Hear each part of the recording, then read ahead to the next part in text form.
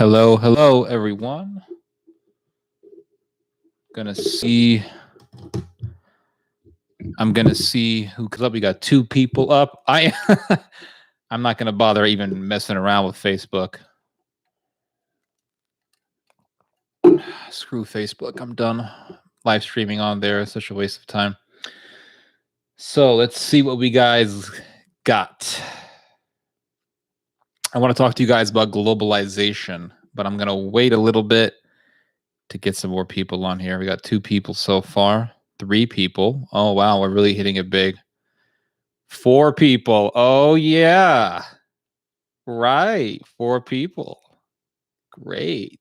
Five people. Oh, this is a party. Welcome. Make you guys feel at home, guys. Hello, Mr. Kopo. Kovrig Theodore. Hello. Bonjour to you, I should say. Bonjour.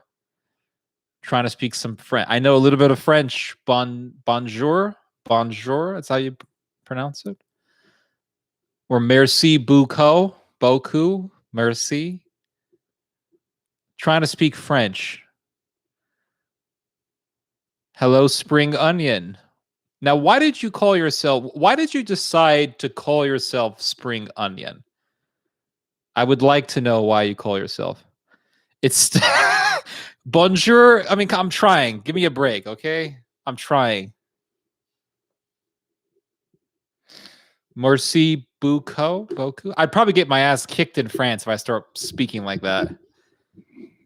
Because the French are very vicious when it comes to their language. Because you love spring onions, okay. Do you grow spring onions at all? I could be a hell of a therapist. I could be a therapist for people. I could be like, now tell me more about that. Let's unpack that. So you don't like it when your wife plays country music? Let's unpack that. Let's unpack that right now. So tell me more about that. What is the problem? Let's get into this. Globalization is ghee. It's ghee. Well, we do get ghee, which is a form of animal butter from India. So I guess you're right about that. Globalization definitely means ghee. But I want to talk to you guys about globalization. How tall are you? I am 6 foot. I think I'm 6'1" though. A little bit over 6 feet. I know what you meant, man. I know what you meant. But I didn't want to make it explicit.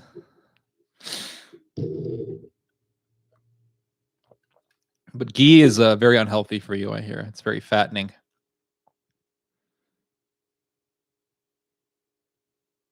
I don't like ghee, Pano. I'm a Mediterranean male. I only use olive oil. You as a Greek should know this. No, stop using ghee, Pano. You as a Greek man should know that you only use olive oil.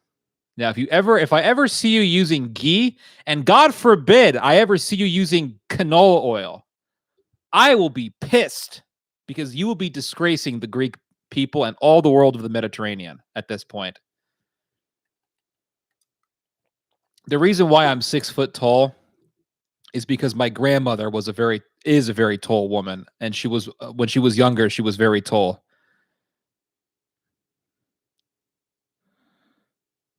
My grandmother is of a Scandinavian background, so I have some of that Viking blood in me. I got some of that Viking blood. I guess I could join one of these alt-right groups and say that I'm part of the Scandinavian front against communism. I'm partially Scandinavian. My father is half European. So my great-great-grandfather was an immigrant from the northernmost parts of Scotland. The Viking Semitic clan, that's correct. I'm basically like a Jew. Like, these Jews who are Ashkenazic, they're like partially Semitic, partially European. I'm kind of in that fold. No more brother wars. That's right. White people, we got to stop killing each other. That's correct. I'm a member of the Scandinavian Front Against Communism. I think I should do another skit.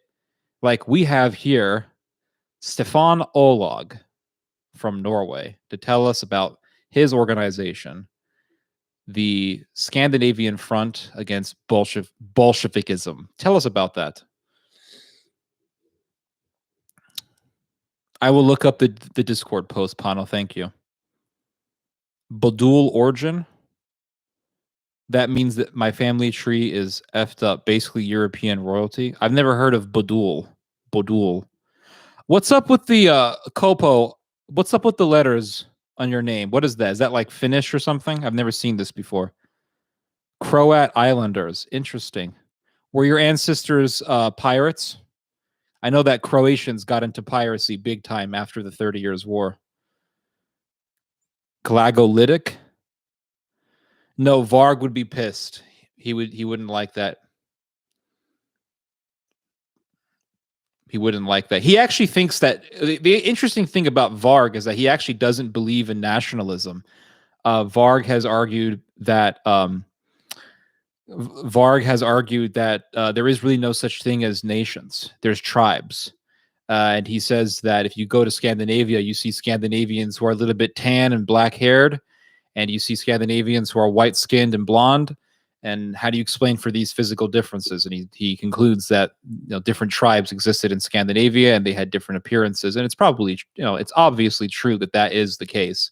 Different peoples migrated to, certain areas. And that's why you go to Germany and you see Germans with slanted eyes, most likely because of all the Huns who invaded Austria back in the early medieval period.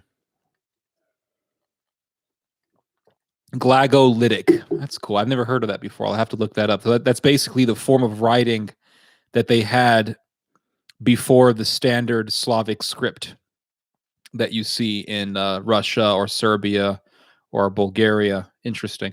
What's fascinating is that if you look at the language that appears to be the closest to Russian, I think it's Bulgarian, if I'm not mistaken. Bulgarian, I hear, is very close to Russian. It was the script introduced by the Saint Cyril. Okay. Very cool. Very cool. And that was probably the script of the first Bible to the Slavic people. Interesting. That's actually a very controversial topic in the Balkans, where you have, for example, Croats getting angry because stop signs will have some Cyrillic text on it, and they don't like that. They just want to use the Latin alphabet. I remember seeing a video years ago of a bunch of Croats just getting really, really angry about this. Of course, I've heard of Nick Fuentes. Yes, I don't like him. I think he's a, frankly, I think he's a fraudster. I think Nick Fuentes is a, what's the term? I think he is a bamboozling fraudster and a scumbag, scoundrel. I don't like him. I would be happy to debate him if he ever wanted to debate. But I would only debate him. No, I did not hear about the donation to him. What happened? I don't really look him up. I remember I watched a couple of videos of him a while back, but that's pretty much it. I don't really focus on him.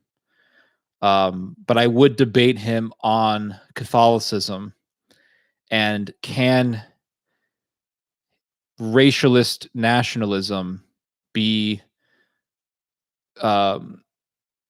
conducive to Catholicism, or can racialist nationalism be reconciled with Catholicism? Does it have any connection with Catholicism? And the answer, of course, is no, it doesn't. Even racist neo-Nazi pagans will tell you, like, we have no connection to Christianity. There was actually a guy from Norway. I think he was from Norway or Sweden. I'm not sure if he still follows me, but not too long ago, he wrote a comment saying that he was Christian and he wanted to be a Nazi, but he thought, he wanted his cake and he wanted to have his cake and eat it too. So he thought, well, I'll be a Nazi and a Christian at the same time. And the more he looked into Christianity, he realized that Christianity cannot appeal to racism. So he, instead of just saying, well, I guess I have to purge myself of my racism or of my, crazy nationalism, he just became a pagan, which I mean, makes sense. If you want to be a racist, you're better off just being a pagan because that's going to fit your paradigm. Basically, a right-wing guy from France donated a bunch of money to him, e-currency, then killed himself. Huh. Well, that's fascinating. I would like to know who the funder was. Let's see if I can Google it here.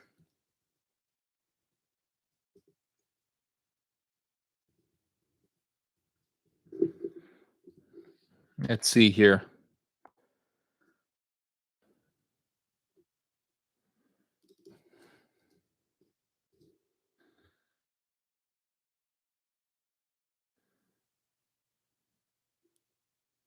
Looks like it was a $500,000 donation. That's huge.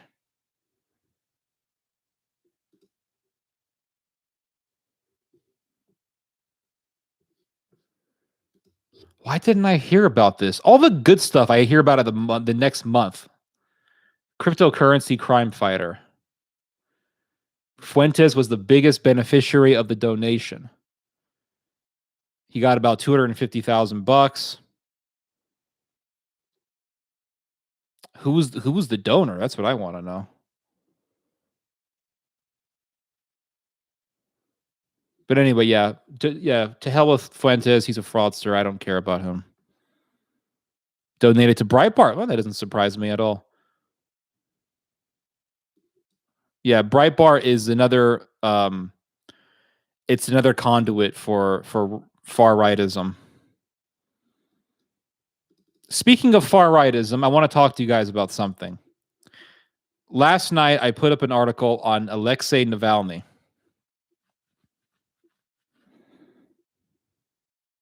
Thank you, Ortho Christos. And yes, you are correct about that. I agree. What do you think about Ken Johnson and his work on the Dead Sea Scrolls? My friend, I have no idea. I'm going to have to Google that. I'm doing fine. 117 Rebel. Ken Johnson and his work on the Dead Sea Scrolls. I have no idea, man. I've never deeply studied the Dead Sea Scrolls. I do have an English translation of the Dead Sea Scrolls in my library, which I have looked through, and I do find it fascinating. But I have not inquired significantly into the Dead Sea Scrolls. Now, if it appears that I am acting in an objective way, it's because I am acting right now. I'm not acting like myself right now. I am saying, I have not heard of that. I'm speaking to you as if I was a librarian because I just feel like acting like this today. I feel like talking like I am an employee at Barnes & Noble. I have not heard of that. Oh, interesting. What's your opinion on evolution or the Big Bang? Evolution. I do not believe in evolution. I don't believe in I think it's called microevolution. I think that macroevolution is real. So you have different dogs, different cats, different birds, different chickens. Okay, that obviously exists. But does that prove that we somehow evolved from tadpoles? No, it doesn't. So I don't believe in evolution. What's my take on the first few chapters of Genesis? Oh my God. These questions. Like, literally, you guys realize these questions would take a book to adequately explain them. I have an hour here, so I don't know how I'm going to answer this adequately. Do we know that God made the world in 7 days? Like, I'm going to say yes, but it could be that a day means something else. I don't know. But I don't believe that God created the process of evolution like theistic evolutionists believe. Okay. Yeah, God made man. He made humans. He didn't say, oh, I'm going to make a tadpole or some algae and it's going to evolve from a swamp and then it's going to continue to evolve and then, it's going to be like tadpoles and then from tadpoles to fish and then from fish to birds or something and then somehow humans popped up. I'm not going to get into that. It's the craziness. I don't believe in that nonsense. That's some weird pseudo mythology. What is your opinion of Dinesh D'Souza? What is my opinion of Dinesh D'Souza? Okay. You guys want to unlock the dark side of Ted, don't you? So I'm very cynical. And at times I have to keep my cynicism at check. I'm very cynical. I'm very pessimistic. I'm not a positive person. Being very open with you guys here, I'm not a positive person. I try to be a positive person, but it's a big fight. That's like a cross that I have to carry up, I guess. But I see things with suspicion at a higher rate than I think the average person does. I do not trust activists, even though I myself am in similar work as far as speaking, and I talk and I do political commentary because I my father was in the business at a pretty high position. My father was very popular. My father was basically a celebrity at one point. I mean, I hope you guys realize that. Like, my dad was a celebrity. He was on Fox News all the time, CNN, MSNBC, BBC. He traveled all over the world, went to the UK numerous times. He went to South Africa. He went to Australia numbers of times. He went to Mexico, Chile. He's been all over the place. And there were times in my life where my father would be gone for a month, straight up a month gone, and then he'd come back for a week, and then he'd be gone again, and then he'd come back and he'd be gone again. Like, he was gone all the time. My dad was gone all the time for years. All throughout my junior high years, high school years, my dad was gone all the time. And I was around that kind of work, you know what I mean? And I would meet people that my dad would work with, or I would talk with people that worked with my dad. And I saw how many times my father dealt with traders, people who want you not to really work with you, but to take something from you. People who come up to you to take money. People who come up to you because they want money. People who come up to you because they want your connections. People who want to use you. The activism industry, the speaking industry, is an industry that is filled with gatekeeping, and it's filled with people who are interested in fame.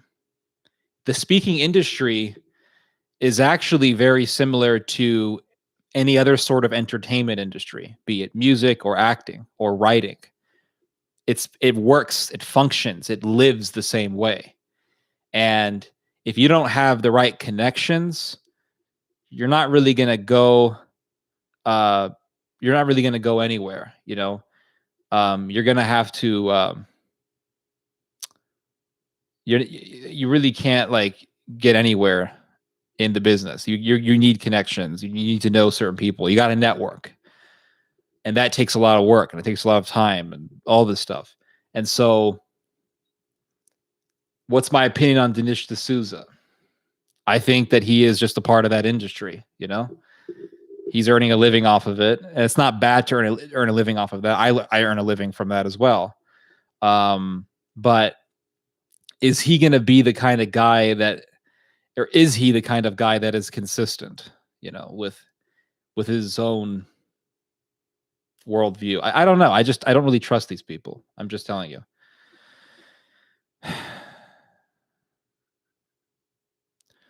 Okay, hold on. Globalization. End of globalization? Globalization is here. I cannot wait until the social credit system comes to the US. Oh, Lord.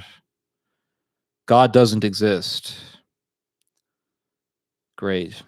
It is up to us to make our lives into a utopia. Tell me when that's ever worked out.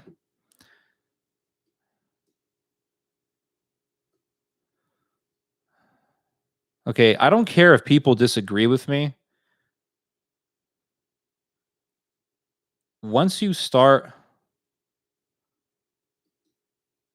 like spamming me with insults and stuff, then I'm done. You're out.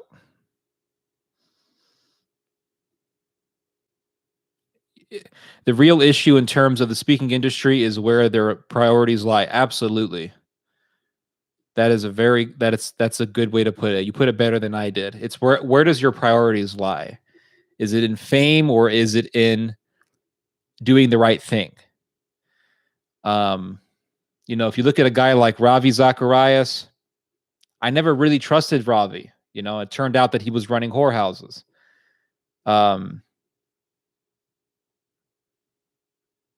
Wait, what?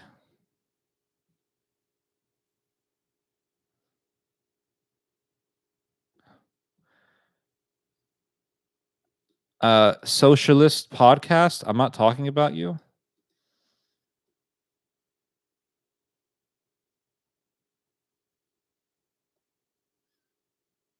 Yeah, he called me. He called people like low IQ. So no.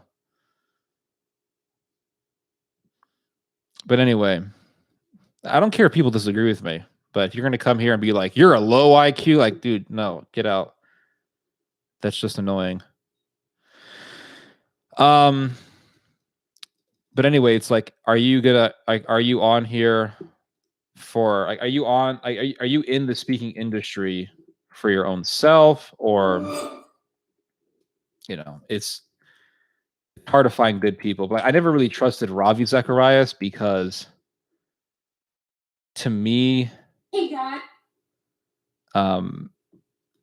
He was getting like way too close to the Mormons, and that was already a reason to be suspicious of him.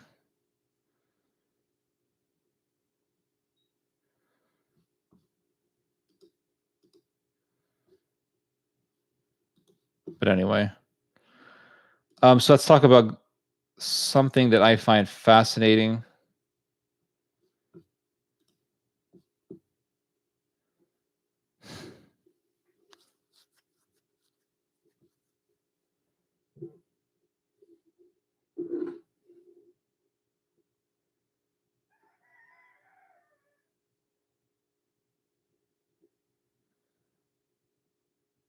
Yeah, when you call somebody low IQ, that's not a discussion. Everyone who's been on my channel consistently knows that I have no issue with debating people. I've debated all sorts of people. Michael Brown, I debated some Nazis, I debated some crazy anarchists. Like, I have no issue with debating people. But once you come here and you're like, this guy's low IQ, like, dude, no, screw off. So anyway, the topic that I want to talk to you guys about, and then we'll like go off into whatever tangent I flow into, is globalization. So there's an interesting story. People think that this guy thought automatically that I'm anti-globalization. And the reality is that I'm actually not against globalization. I've defended globalization many times. It's the right-wing crazies who are like super against globalization. Globalization is not a bad thing. I never thought it was a bad thing, but it is being attacked hardcore, and there are things that are taking place that are making people think, or that are convincing people that globalization is pointless and shouldn't be perpetuated. There's this story about the Suez Canal in Egypt. And the Suez Canal is extremely important because it is the connection for shipping that links the West and the East together. It links Asia and Europe together. So it's super important for exporting goods into the United States and to other parts of the world, obviously. For example, when you buy pet food, it was most likely bagged in Asia.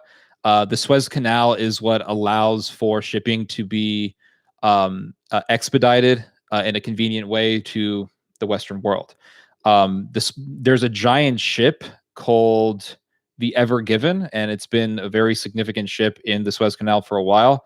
And the Ever Given was it's blocking the Suez Canal supposedly because they like parked and they jammed right into the bank of the river, so it's stuck. And because that ship is stuck, it has been greatly impeding exports, or greatly impeding the transport of goods from the Suez Canal.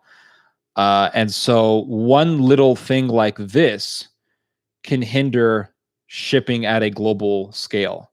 So what this shows is some weak points in globalization that need to be ameliorated. There's no doubt about that. But my fear or my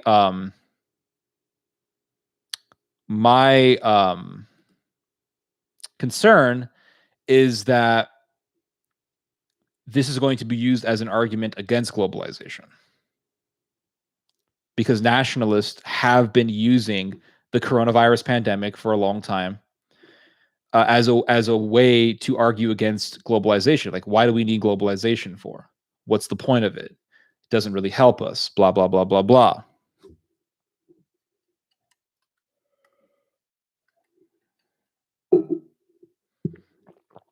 So that's the danger that we're in, because if we isolate ourselves too much,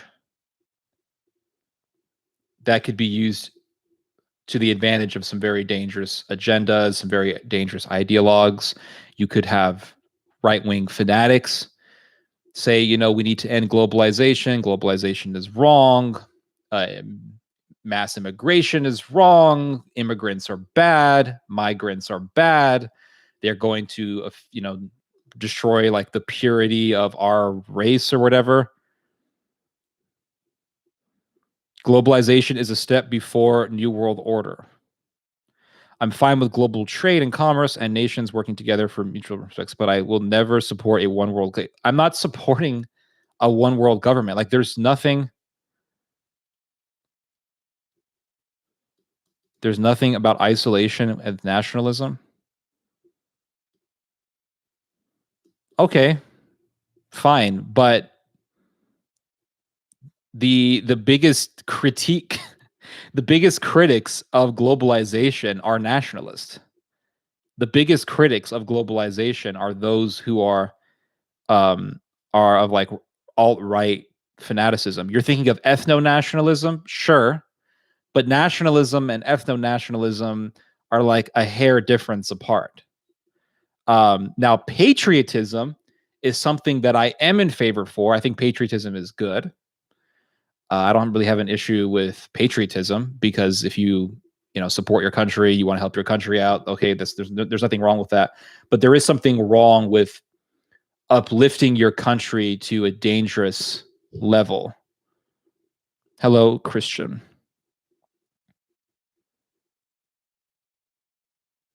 I think globalization is good for the most part, for the reasons specified by Milton Friedman. When approaching such topics, you always have to tread cautiously because there is a lot of nuance. There's also patriotism, which is completely different to extreme nationalism. Mr. Gingerman, how would you define nationalism? Okay, I don't have my definitions correct. So define to me nationalism. I would like to hear your definition or read your definition of it, because I don't do the Discord calls thing, because every time I do them, it slows the internet down. Yeah, nationalism and ethnic nationalism are pretty much the same in Eastern Europe. Exactly. Preservation and conservation of culture. Okay. And can other people participate in this culture? Because like, what if can Chinese people participate in this culture? Like, how do you what does preserve culture look like to you? Because if you have a good number of Asians coming in here, they're going to bring in their culture as well. You can't stop that from happening. And then we could have like Mongolian beef barbecue or something like that. Like, okay, I'm curious, Gingerman, what country are you from? Are you from the United States? Which one are you from? Which country are you from? Hello, Mr. Hayek. You never said that. I never said you did. That's why I'm asking you questions. That's why I'm asking you these questions, my man. You're Welsh. Okay, so you live in Wales. Because some people in America say I'm Welsh and they're like from New Jersey. So you're living in Wales? Which part of, I'm curious.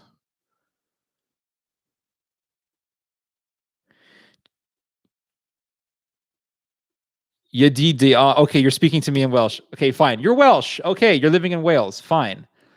Just asking which country you're from. So, um, Welsh, New Jersey. Okay. Um, yes, I know. I know. The Welsh language is pretty easy to identify because you just see all the W's there. It's like WWLCWR. There's like no vowels. Exactly. So, I think we're just arguing words here. I think what you're describing is patriotism. What I am worried about is racialist nationalism. Okay, I'll put racialist in there just so if you just say nationalism, people think you're talking about patriotism. I'll just say, yeah, racialist nationalism is bad. Crazy ultranationalism is bad. It's destructive. Oh, some liberals are in the chat and they think I'm like some crazy righty, but it's like, no. I agree with liberals when they warn against ultranationalism. And the problem that I see is the system of globalization that we have become so accustomed to is revealing its holes. Right? The dangers, the gaps in it are being exposed. They were exposed by the COVID crisis. They're being exposed by the Suez Canal situation. With those holes being exposed, you now leave open for arguments against globalization. Now, what is the alternative that these particular people are proposing? Are you a classical? Okay, I'm going to answer y'all's questions when I'm done. What type of alternative are these particular people proposing? These ideologues, the ultranationalists, the ethno-nationalists, the fanatics, the goipers, the Fuentes lunatics, these people, what are they proposing here? They're proposing ethnic nationalism, okay? It really is that simple. Like, they're not proposing for some just system. They're proposing for some craziness, crazy stuff. They're saying, well, we don't need globalization. Okay, so what do you want? Purity, national purity. That's the danger, guys. Am I a classical liberal? I don't know what that means. I'm probably not. You can be a patriot and not care for your country as the utmost important nation. Should we care about our country as the utmost important nation, though? Ethnocentric nations are problematic, but if you have too many different incompatible cultures, you get war and unrest. I think it depends on, like, I feel like people already know this, but I'll just say it. You need to vet the process. You need to have very good vetting, a very good vetting system. Most immigrants aren't bad people. You got to vet out the small minority that are bad. The majority of immigrants who come to America are not criminals. People already know this. This is like statistically proven. They're actually very helpful to the economy. Yeah, it's not a huge deal like in Texas, where I'm at. I guess I'll just say it now. I'm in Texas. The culture of Texas is a mix between German and Mexican. So that's the hybrid culture. And these things happen organically. If you go to Hawaii, where the majority of the population is now Asian, and by Asian, I mean Chinese, Japanese, Korean, Asian food is super popular. It's a fusion between the Samoan, Polynesian, American, and Asian cultures that are there. So these things happen organically, and cultures can change organically. Cultures can shift organically. People add new things to them. And if that's a positive difference, it doesn't bother me. For example, in Germany, there's a lot of Turkish people in Germany, and the kebab has become an essential part of German cuisine. In the UK, where Mr. Gingerman is from, I'm sure you know that curry is very popular in India. Well, how did that? It's very popular in the United Kingdom. Well, how did that happen? Well, all the Indians going into England, and the English being introduced to curry through India, and it's an organic shift of the culture. In the United States, Chinese food is extremely popular here. Mexican food is extremely popular in the United States. We have Taco Bell, for crying out loud. What is this? This is a fusion of a different culture being embedded and Americanized, and it's embedded into the American society. So, when you say preservation of culture, what are you preserving exactly? Are you trying to preserve Christianity? Well, if you're preserving Christianity, Christianity isn't really a part of a culture. It's a universal religion. Now, Christianity does get cultural sized by the ethnic or the majority demographic of a society, and Christianity has different appearances depending on the country that it has been in. But Christianity ultimately it's a religion that came from the Middle East. And yes, it has its differences depending on the culture, but it still has those principles that should not and cannot be changed.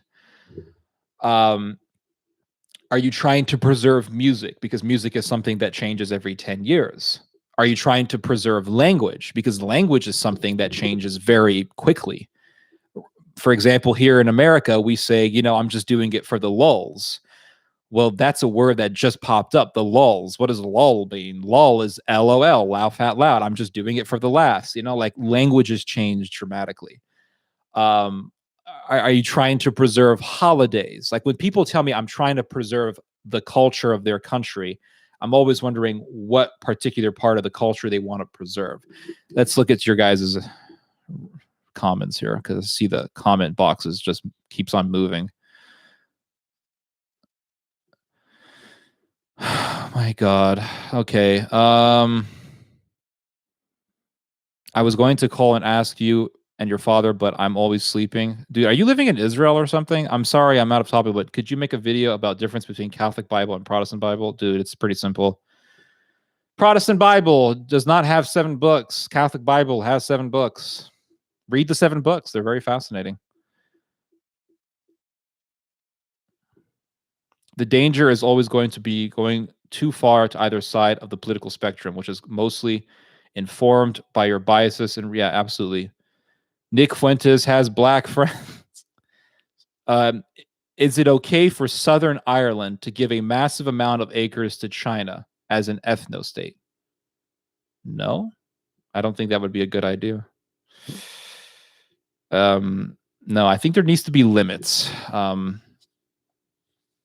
I don't have an issue with limits. The problem that people have nowadays is that they don't have balance. Okay, you guys don't have balance. That's why I'm here. I'm here to try to help you guys have balance. So, for example, is it okay to be critical of Israel? Sure, it's okay to be critical of any country. No country is protected from criticism. No country should be exempt from that's the word I'm looking for. No country should be exempt from criticism. There's nothing wrong with criticizing Israel. Is it wrong to point to the fact that certain Jews with a lot of money have funded very evil things? Not at all. Is it wrong to point to the fact that the Nazis had Jews in their regime? Not at all. Is it wrong to point to the fact that Alfred Rosenberg, a Jewish person, was the head ideologue for the National Socialists? No. Is it wrong to point out the fact that there was a Jewish guy who was actually a prison guard in one of the big concentration camps? I think it was the Dachau prison guard. There's nothing wrong with that. Is it wrong to point to the fact that many Jews pushed for the Iraq War? There's nothing wrong with that. There's nothing wrong with pointing to truth. There is something wrong, however, with taking truth and using truth to justify hysteria. That is a problem. There is something wrong with saying, well, because we have seen Jews do A, B, C, and D, and F, G, I got the alphabet a little bit mixed up there. Then that justifies us to get a mob and do a pogrom and kill all the Jews and burn the synagogue down. Now, there is something wrong with saying, I really want to like have a pure race, and I'm going to make sure that we have a pure race, and I want to make laws to ensure that we have a pure race, and that's one extreme. Now, if I say, half of Ireland should be seceded to China, well, that's also bullshit. So no, I don't believe that half of, what was the word that you used? Southern Ireland. Or I don't think it's okay for Southern Ireland to give a massive amount of acres to China as an ethno state.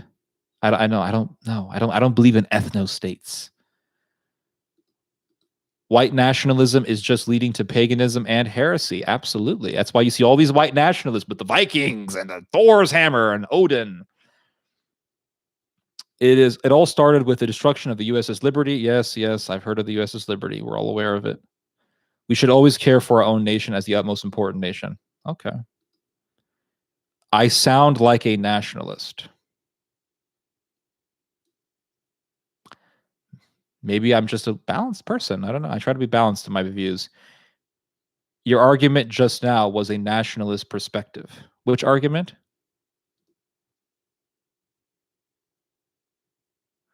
Germexican. Classical liberals have the ideals of men like John Adams, Benjamin Franklin. Oh, if that's the case, no, I don't. I'm not a classical liberal.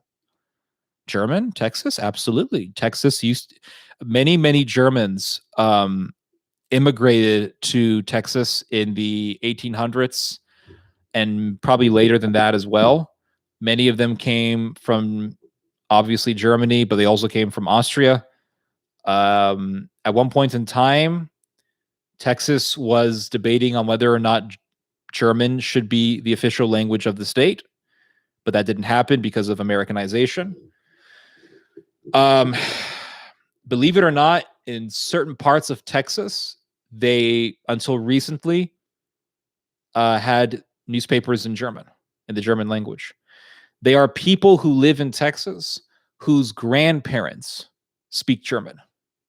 So yes, Germans have a huge history in the state of Texas. That's why in certain parts of Texas, every year they have Oktoberfest. Sausage and beer is very popular here, but at the same time, tacos are also very popular. So it's a fusion of the two cultures. So yes, you can definitely say Germexican is our culture. British invented the curry you know of. Sure, okay, fine. They made up their own curry, just like the Japanese did. You have Japanese curry, but they took stuff from Indians and they made it their own, kind of like what Americans did with pizza. If you go to Italy, well, if you go to America and you eat pizza, the most popular pizza in the United States is pepperoni. That's our thing. Pepperoni pizza is the top pizza, and it is the superior pizza. I will agree. Pepperoni, the American pizza is pepperoni crowded on top of the pizza. So you have the dough, the circle dough, the cheese, and then just tons and tons of pepperoni on top. And that is the American pepperoni pizza. You don't get that in Italy. If you go to Italy, they like to put their toppings underneath the cheese. In Italy, so if I order, they don't have pepperoni pizza. If you go to Italy and you ask for a pepperoni pizza, they will give you a pizza with peppers on it because pepperoni means peppers. But if you go to Italy, and the closest thing to a pepperoni pizza you're going to get in Italy is the salami pizza, which is actually pretty good. So if you order a salami pizza in Italy, the salami is going to be underneath the cheese. Just one difference right there between American pizza and Italian pizza. In America, we like to see the toppings. In Italy, they don't care if the toppings are hidden. So,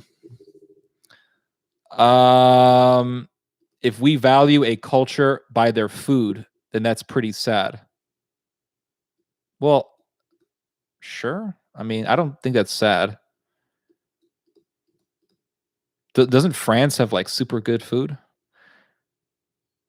Chicken tikka masala, very famous in England. It's very famous in the United States as well. You're wrong about curry. Okay, I'm wrong. I mean, dude, if you go to India, they have all sorts of curries there. Curry's been something that's a part of India for a long ass time. I love Tex-Mex food. Yes, it's good.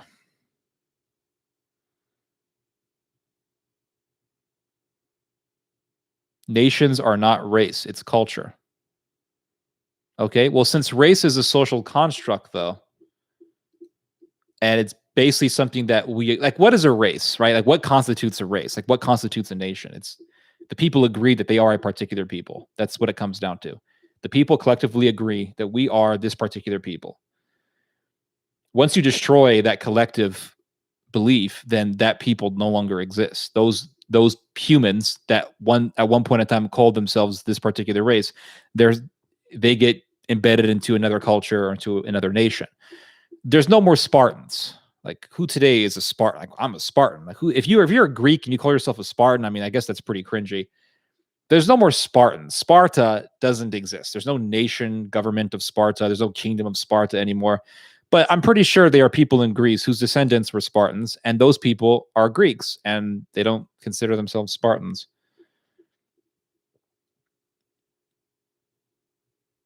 Oh, vetting. Well, I agree definitely with vetting. I mean, I don't want terrorists coming into the country. Nation is culture, not blood. That's fine. I have no issue with that. I mean, nation and culture, sure. I'm all, dude. If you guys aren't racist and you say, hey, listen, if you're Asian or whatever, you can be a part of our cult. Like, I'm all with you guys. I think we agree for the most part.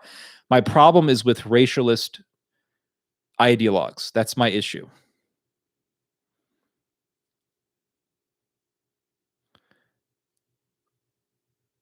I was only half listening. Did say it was time to have a Jewish pogrom?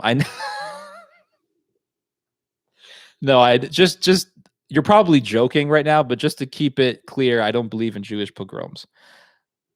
Your argument, I was speaking. Okay, fine. I am surprised. Okay, hold on.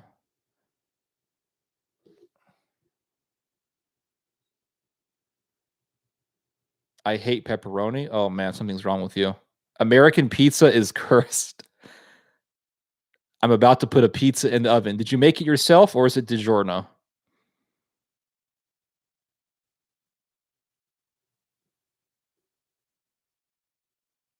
Um, there are people who do frown on biracial marriages, but it's becoming. I mean, okay. This is going to sound kind of controversial. I think that. I think Mr. Gingerbread. I think you and I we agree for the most part. Okay, I'm ethnically speaking Middle Eastern. Okay, my father came from the West Bank. Okay, my grandmother is a white American. I'm mixed. I'm a mixed person. Now, English is my only language. I speak some Spanish, but English is my language. I don't speak any Arabic or anything like that. I walk up to an American. Let's say I walk up to someone whose family has been in America for generations. Him and I can talk. We speak English. I speak American English. He speaks American English. We get along. I'm not saying, hey, your culture sucks and we need to have enforced marriages or something like that. Like, I'm not going to be saying that kind of bullshit because I don't believe in that. And so we get along, right? Like, there's no problem. There's no issue at all. I'm not bothering anybody. They're not bothering me. We're cool. But if I come to America, but I'm born in America. So if I'm born in America and I say, I think that we need to have arranged marriages in this country, and I will go full on Middle Eastern incel, people aren't going to like me. So then let's say I marry, I don't think you would get married with that kind of mentality, but let's say in a snowball's chance in hell, like a guy like that gets married to an American girl. Her parents, there's a good chance her parents aren't going to like that. People are going to say this guy's a weirdo, blah, blah, blah. So I think that if you are fitting in the culture and you're part of the culture and you're being as the Romans are, so to speak, people generally are going to be cool with you. They are people who do have a knee-jerk reaction to someone being Middle Eastern, but they don't know that this Middle Eastern person is American, speaks English, acts completely American. They just hear Middle Eastern, and they automatically think that this person is a terrorist. And they are people like that in the United States. I know because I've met them. But I think for the most part, they're far and few. At least I hope so.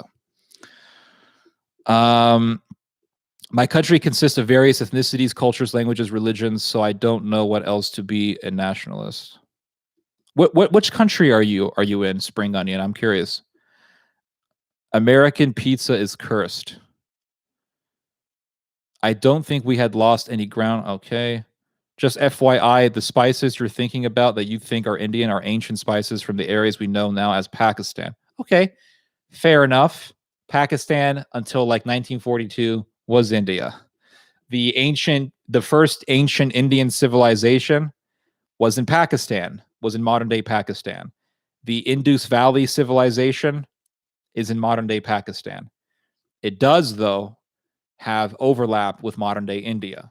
So I don't think we really disagree. French have the weirdest food. Yeah, don't you guys eat like rotten cheese? Well, cheese is already rotten, but they eat like extra rotten cheese. It's pre-made by the grocery store. Man, I must say you are triggering memories, because I remember back in the 1990s growing up in California, my mom always used to get the pizzas from the grocery store and put it in the oven for us, and we loved it.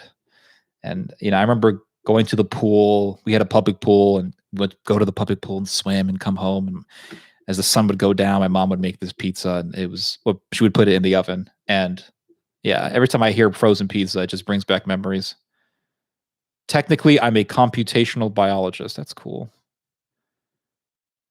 Can we not preserve culture without being racist? I think it's totally possible. Yes, absolutely, you can. Middle Eastern and yeah. Well, it's like this guy who shot up the grocery store in Boulder. He was from Syria. He was born in Syria, but I think he came to the US when he was like 3. So, I mean, he wasn't fresh from the batch, He wasn't fresh off the Syrian migrant ship. He's been living in the US his whole life. And he shoots up a grocery store, and you find out that he was sexually frustrated. He wanted a girlfriend. He was 20, I want to say 21 years old. When you're that age, for some strange reason, and I don't want to say this is part of American culture, but in cultures, let's just put it that way, there's this idea that a lot of people have that your identity as a human being is determined by you having a spouse or a girlfriend or boyfriend. And I think there's more pressure on men than there is women. Like if a guy is single, it's like, oh, he's in the garage somewhere, making bombs or something, or playing video games all day. Oh, he's in the basement playing, World of Warcraft or whatever. But if a girl is single, it's like, you go, girl. Yeah, stay single. And I think the reason for that difference it's not completely artificial, because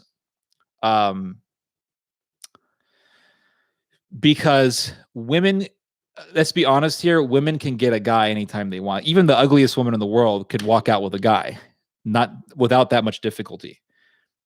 For a guy, it's more challenging to get a woman, right? Men have a harder time finding. They have more of a challenge in finding a mate than women do. So that's why, like, if a girl is single, it's because she wants to be single.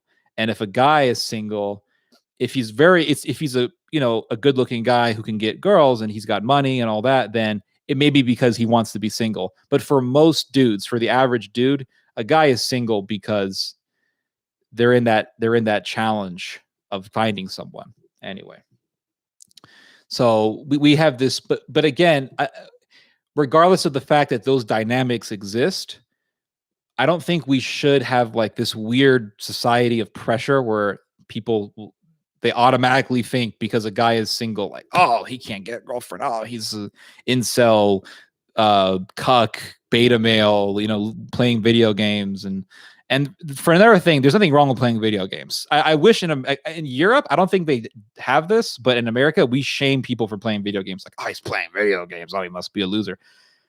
No, it's just he enjoys playing video games, like watching a movie. You know, it's like someone can veg out, and that's another word that I learned a couple of years ago. Veg. Someone can veg out, which basically means you're just sitting there frying your mind with some bullshit Netflix series. And that's completely normal. Like, oh, he's vegging out on Netflix. Oh, he's just Netflixing all day. Like, you know, watching some bullshit series about Mr. Flash or something, or the Green Lantern. I got this Netflix series. It's about this guy who's like having sex with his sister. But at the same time, he's a secret agent for England and he's fighting against the Russians. So there's like this weird dichotomy of characters involved. Like people sit there and they watch these crazy ass shows for hours, and that's considered completely normal. But if I play video games and I'm killing zombies or whatever, like, oh, what a loser. Give me a break.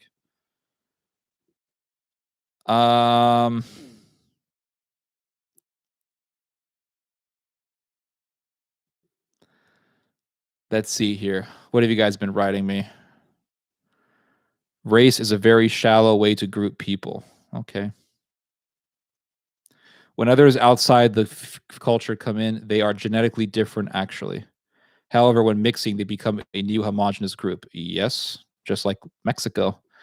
When I'm talking, I'm just like, bam, going to different ideas. And then when I read y'all's comments, I'm just thinking, okay. Most of the stuff is cool, but some of the stuff is like, why state the obvious? My country consists of various. Okay, I already read this.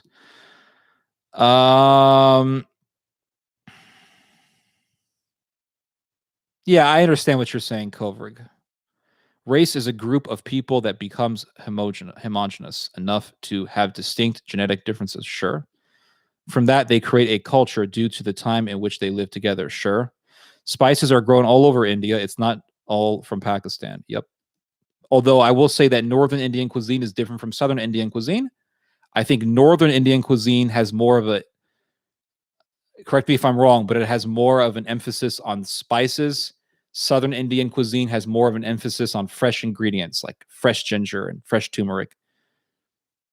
And their cultures mix, yada, yada, yada. We know this already. I'm a geneticist. Okay. Race is a very shallow way to group people. It seems that common interest is a better way.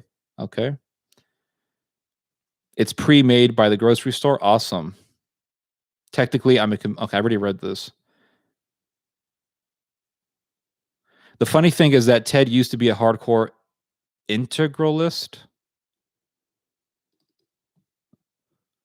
Okay, hold on. Integralist. What does that mean? Are you saying that I used to believe that it's okay for people to come as long as they integrate themselves? I mean, I still believe that. People are gonna integrate, you know, but they're gonna bring a little bit of their country with them. It's just, this is how it works. Like, I'm American, but I still eat Middle Eastern cuisine, and you know, there are still things within my mentality that are from that culture. So traditionalist, okay, that I was a traditionalist in the past. How do I feel about this? I have traditional values. At the same time, though, because I've been around the trad movement and I've observed the trad movement, I'm not naive to the toxic elements within trad culture. Let's just put it that way. I can look at the trad movement and I can say, yeah, you got this right here. Yeah, you got that right as well. But this Nazi stuff, this German worship stuff, I'm not okay with it. That's the only difference between the new me and the old me. We as humans, we're constantly changing. This is why I've said, you know, when Muslim people or Unitarians say, oh, how could you believe that God is triune? God is not three, God is one. We aren't one. I am not one. I'm multiple dimensions of me. I'm multiple dimensions of who I am. And we as humans change as we get older. We learn new things. We recognize some toxic elements of certain movements or ideas that we believed in, or we used to believe in, or we still believe in, and we recognize them and we criticize them. That is what makes us dynamic. That's what makes us truly human. And that is what not makes us into a machine or into someone who is easily brainwashed. If you've lived another 10 years in this world and you have not recognized problems with your past beliefs, or you have not become aware of certain toxic things within your political group or your ideological group, then you're brainwashed. You have to be able to become aware of these things. So I got confirmed into the Catholic Church in 2013. I quickly realized that all of the talk about priests who prey on young men and young boys, that's not just some exaggeration that the media wants to push to attack the church. It's a real thing. Yes, people use it to attack the church. People use truth to attack things all the time. But that does not mean that we ignore the reality of how dark the Catholic Church can be. And that does not mean that I deny the doctrine of the church. Doesn't mean that at all. But it simply means that I become aware and not naive to certain realities that are extremely dangerous and that are actually a scandal to the faith and will lead people to atheism. So if you have not changed your beliefs at all, and it doesn't have to be 10 years, it could be 1 year. If you haven't changed at all in 1 year, if you haven't changed at all in 2 years, then you're a brainwashed robot. And you're frankly dangerous. Because you're dangerous. You are, because you think that whatever you're in is just perfect and everything's okay and you can't recognize problems. Depending on the mix of race, we're still getting into this race mixing thing. Oh my god, dude. People have been mixing for thousands of years. It's a natural part of human existence. There's nothing wrong with it. Cultures change, different cultures come in and they embed themselves, or they influence the established culture. That culture that becomes something different. It changes a little bit here and there incrementally.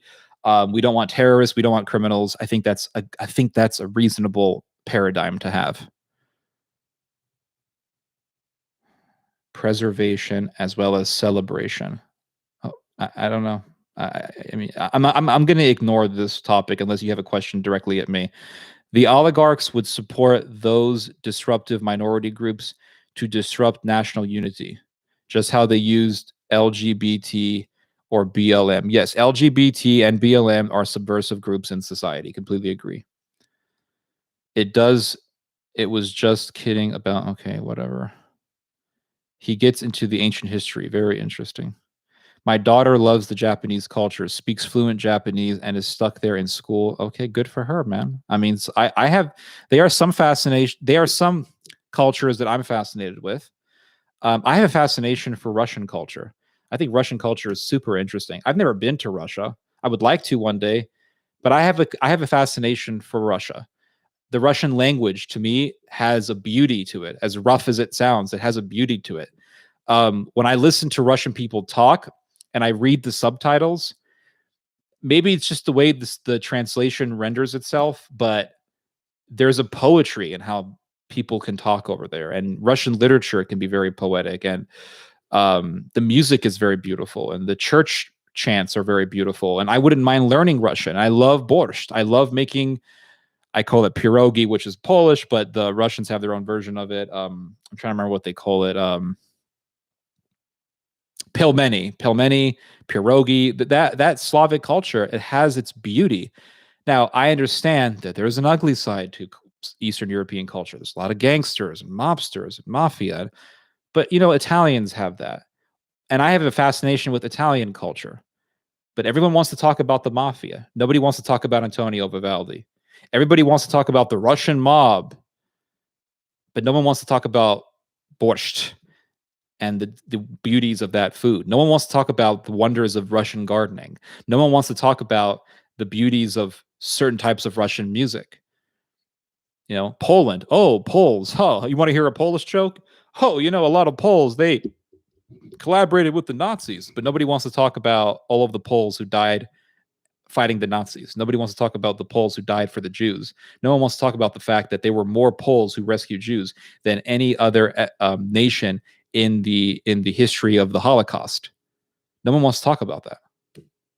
Nobody wants to talk about the beauty of a culture. And in Japanese culture, there is a beauty to it. Absolutely. There's beautiful music in Japan. There's beautiful art in Japan. The Japanese language has a elegance to it. So I don't have an issue with that, my dude. People this is the problem. People take things too far. They're like, he said he doesn't like nationalism. Oh, well, you know, Japan has some, it's like, great, awesome. When I went to Sicily, I had the best cured sausage ever. I'm sure you did, my man. Can't eat the store-bought stuff anymore. I love most cured meats, just not pepperoni. Okay, fair enough. I say stuck there because she cannot really leave. Okay. Was India united before the British, or was it a collection of countries with similar cultures? Well, India is a mixture of different cultures. I actually there was an Indian girl who told me years ago that you cannot really see India as one country. Like, you have to look at India like you would the EU. Like, there's different languages, different cultures, different foods, whatever. You can say that about any country, though. My identity as a human being is ginger. Awesome. To be clear, I don't care about race, but I care about ethnicity. Okay. You care about ethnicity. Hold on. Hold on a second here. I'm trying to keep track with all these comments.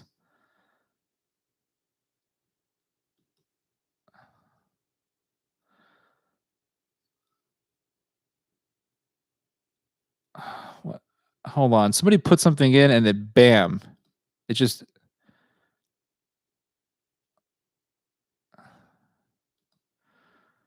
Good Lord. I'm trying to keep track of where I left off here. It just kind of went off. Okay, I'm back here. I think I found it. Okay, you care about ethnicity.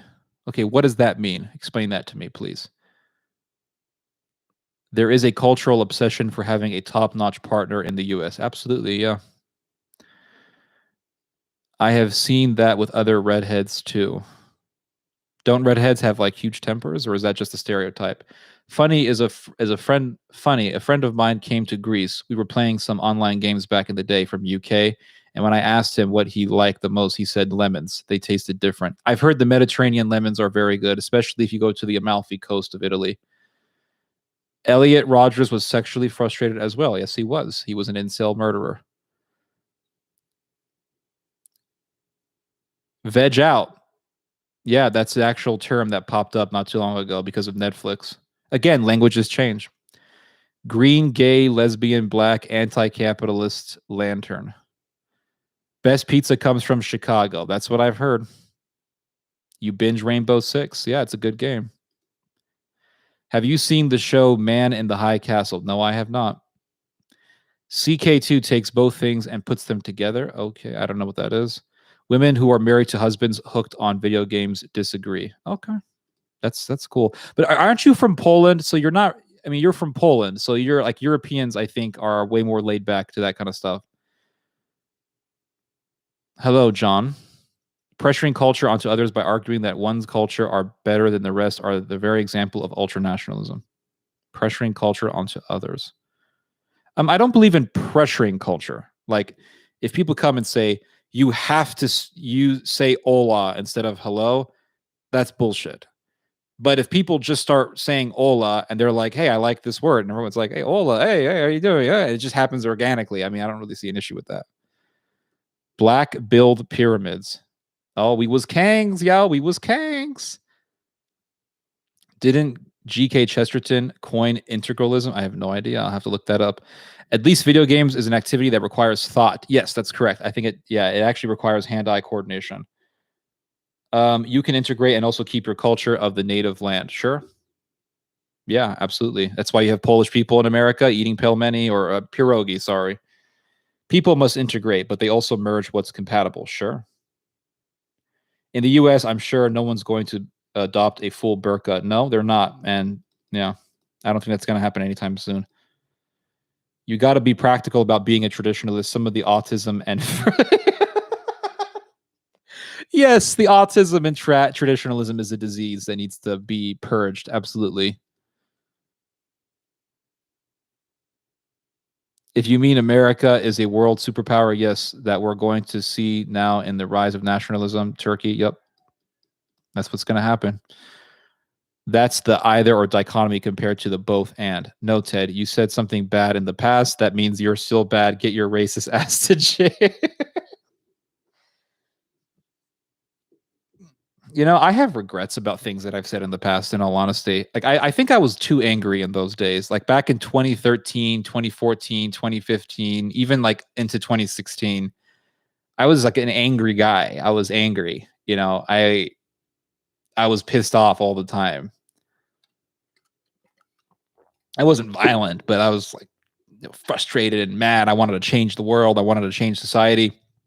And then late 2016 came and something happened. I want to say, well, let me rewind it.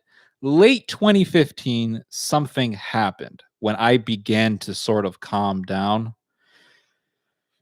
What happened was I began to see a lot more toxic comments in regards to Middle Eastern people and Muslims on the internet. So I heard people say things like, why don't we just shoot Arabs with some bullets laced with pig's blood and pig fat? I'm going to dip my bullets in pig fat. And this was during the whole hysteria that was exploding during the San Bernardino situation. You had the San Bernardino shooting.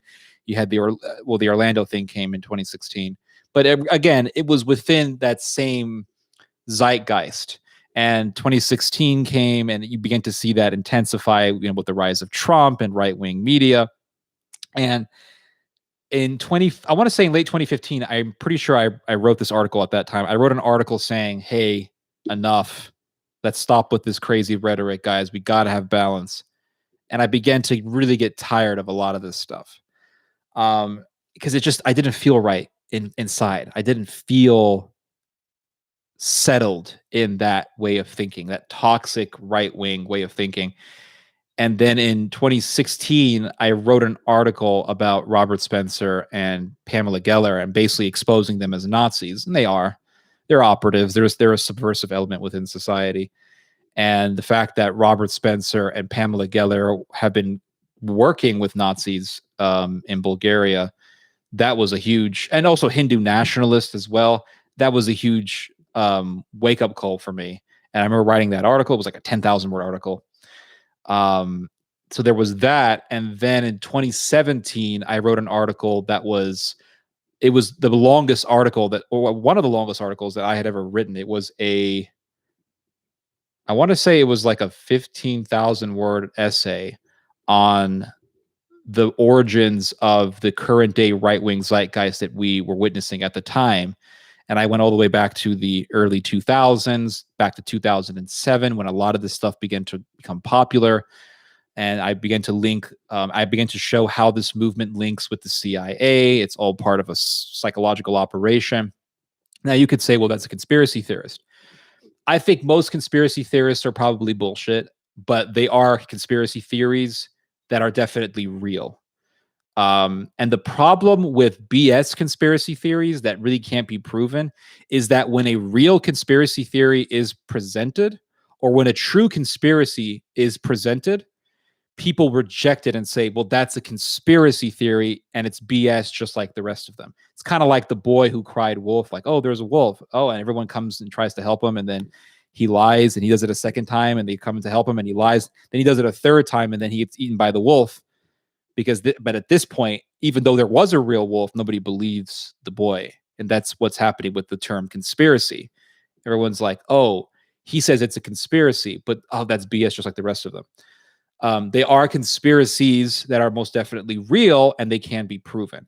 The problem with real conspiracies is that they take a long time to prove because as the saying goes, big claims calls for big evidence. And so if I'm going to make a claim that, hey, this whole anti-Islam stuff, a lot of it is toxic and a lot of it is linked to the CIA, or it's linked to, a government operation, no one's going to believe it. But you have to put forth the effort to prove that and provide big evidence for that. And that's what I did in that article. And that article took me about a month or so to write. It took me a while. I had broken my foot at that time. Well, I broke my foot in 2016, but the injury revived itself in 2017. And I was stuck in bed. So for 2 weeks of all that research, I was in bed researching and writing, and it was a very fun time for me because I was stuck in bed. It's like, what am I going to do? Well, I'm going to write this article. My garden grew beautifully at that time. I didn't even work in the garden for those 2 weeks. I was stuck in bed, but thank God it was raining. And so the eggplants all shot up, the peppers all shot up. It was glorious. It was a beautiful year. It was a year of self-edification and self-knowledge and learning things.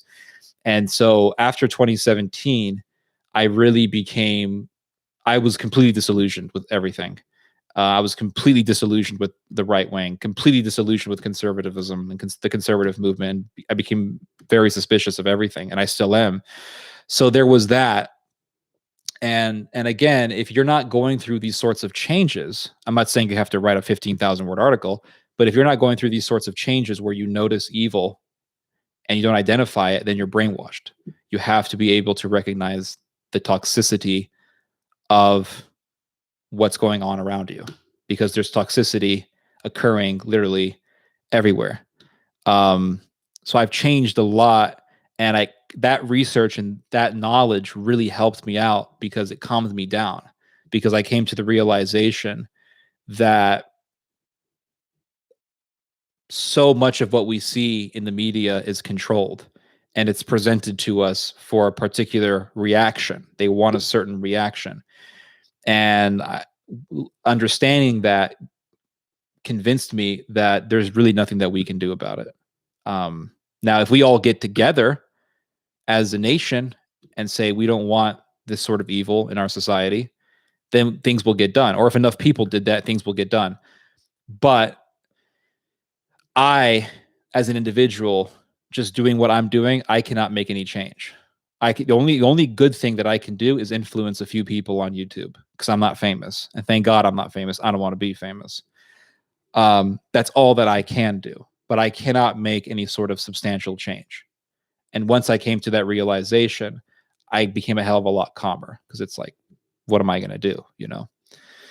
And so it calmed me down greatly also to know that the only control that I truly have is over myself. And that is scary. When you finally come to the realization that the only true power that you have is over yourself, that's really scary, because then we have to see our own sins. We have to see our own transgressions. We have to see our own weaknesses. We have to see all the bad things that we have done. And it's like, well, I can change, but I don't want to. And so we recluse, we hide in our weaknesses. And I myself have weaknesses. I myself am dealing with the same battle that every other human has. So it's just it's a battle. It's a never-ending war, It's a never-ending war, the whole thing. Human existence is a war. That's the problem with TikTok and Instagram and all that. It's fun to watch some of these videos. It's funny. But at the end of the day, they're just huge distractions. Like, these videos are distractions. These little 5-second, 10, 15-second clips that we love. Let's watch another one. It's just 15 seconds. Let's watch another one. And you just keep watching these videos, and an hour has passed by, and you've just lost an hour of your life. Now, you could say, well, I've just lost an hour of my day. But once you say to yourself, I've just lost an hour of my life, that changes everything, And you're watching me right now, but I'm trying to at least edify you. I'm trying to, with my own weaknesses, with my own lackings. I'm trying to edify you and edify myself as I do these videos. But they're just huge distractions, and they distract us from what? They distract us from what? They distract us from the reality that we're going to die. That's what they distract us from. And that to me is the scariest thing ever, because we as humans, we have two sides to us. Well, we have different sides actually. Well, actually, we do. I think we would have two sides. We have our soul. We have the flesh. Well, actually, no. Let me backtrack a little bit here. We have the spirit and we have the flesh, and then we have the soul. And what determines whether or not the flesh or the spirit is going to rule you is what you feed your soul. Your soul is your psychology, your emotions, your mind, that your psychology, your psychological disposition, that's your soul. And what you feed your soul is going to determine which side of you is going to govern your life. Is it going to be the flesh or is it going to be the spirit? And that is a battle. You know, that's a huge battle. And you know, it's like your spirit is telling you, do this one thing, you're going to be better. Your flesh is telling you, do this one thing and you're going to have immediate satisfaction. And what is your impulse always head towards? What's going to give you quick, fast satisfaction? And just knowing that your body is so weak, just knowing that your flesh is so weak, and you have to go through this fight, God have mercy, that is difficult. And that's, you know, you have to, yeah, it's difficult. Let's see what you guys have written. Will you make some Middle Eastern cuisine for us? My dad, okay. Middle Eastern cuisine is the most difficult cuisine in the world. There's no cuisine more difficult than Middle Eastern cuisine. People talk about French cooking and Italian cooking. It's simple in comparison to Middle Eastern cuisine. Middle Eastern cuisine is something that can take you, like a Middle Eastern dish can take days to master. It can, no, not master. It can take days to actually do. Like something as simple as hummus. You know, you got to soak the beans and you take the beans out. You got to, it's just the whole process. So if I do the Middle Eastern thing, then my dad would have to be the one doing it because I'm not really good with Middle Eastern food. It's so funny when ethno-nationalists or whatever are very open to mixing with other races, women. Sure. Yeah, I've seen that before. God bless you too, John. I agree that integration are essential, but forced integration is a huge slippery slope into nationalism. Sure. Yeah, it would definitely spark the nationalist. Does the bottom of your shirt say penises? What? What are you talking? Get your mind out of the gutter. It says cats, dude. I love cats. Get your mind off of degeneracy, my dude. It's not a priest who harms anybody. It is the desire. It's the priest, my friend. Grays are attracted to boys. Sure, those aren't real priests. Well, we can agree on that, but they are there in the capacity of being a priest. They have a priestly position. And when you don't know who this priest is, but you see the lapel and you're in a Catholic church and he's saying that his name is Father Billy, you're going to take his word for it.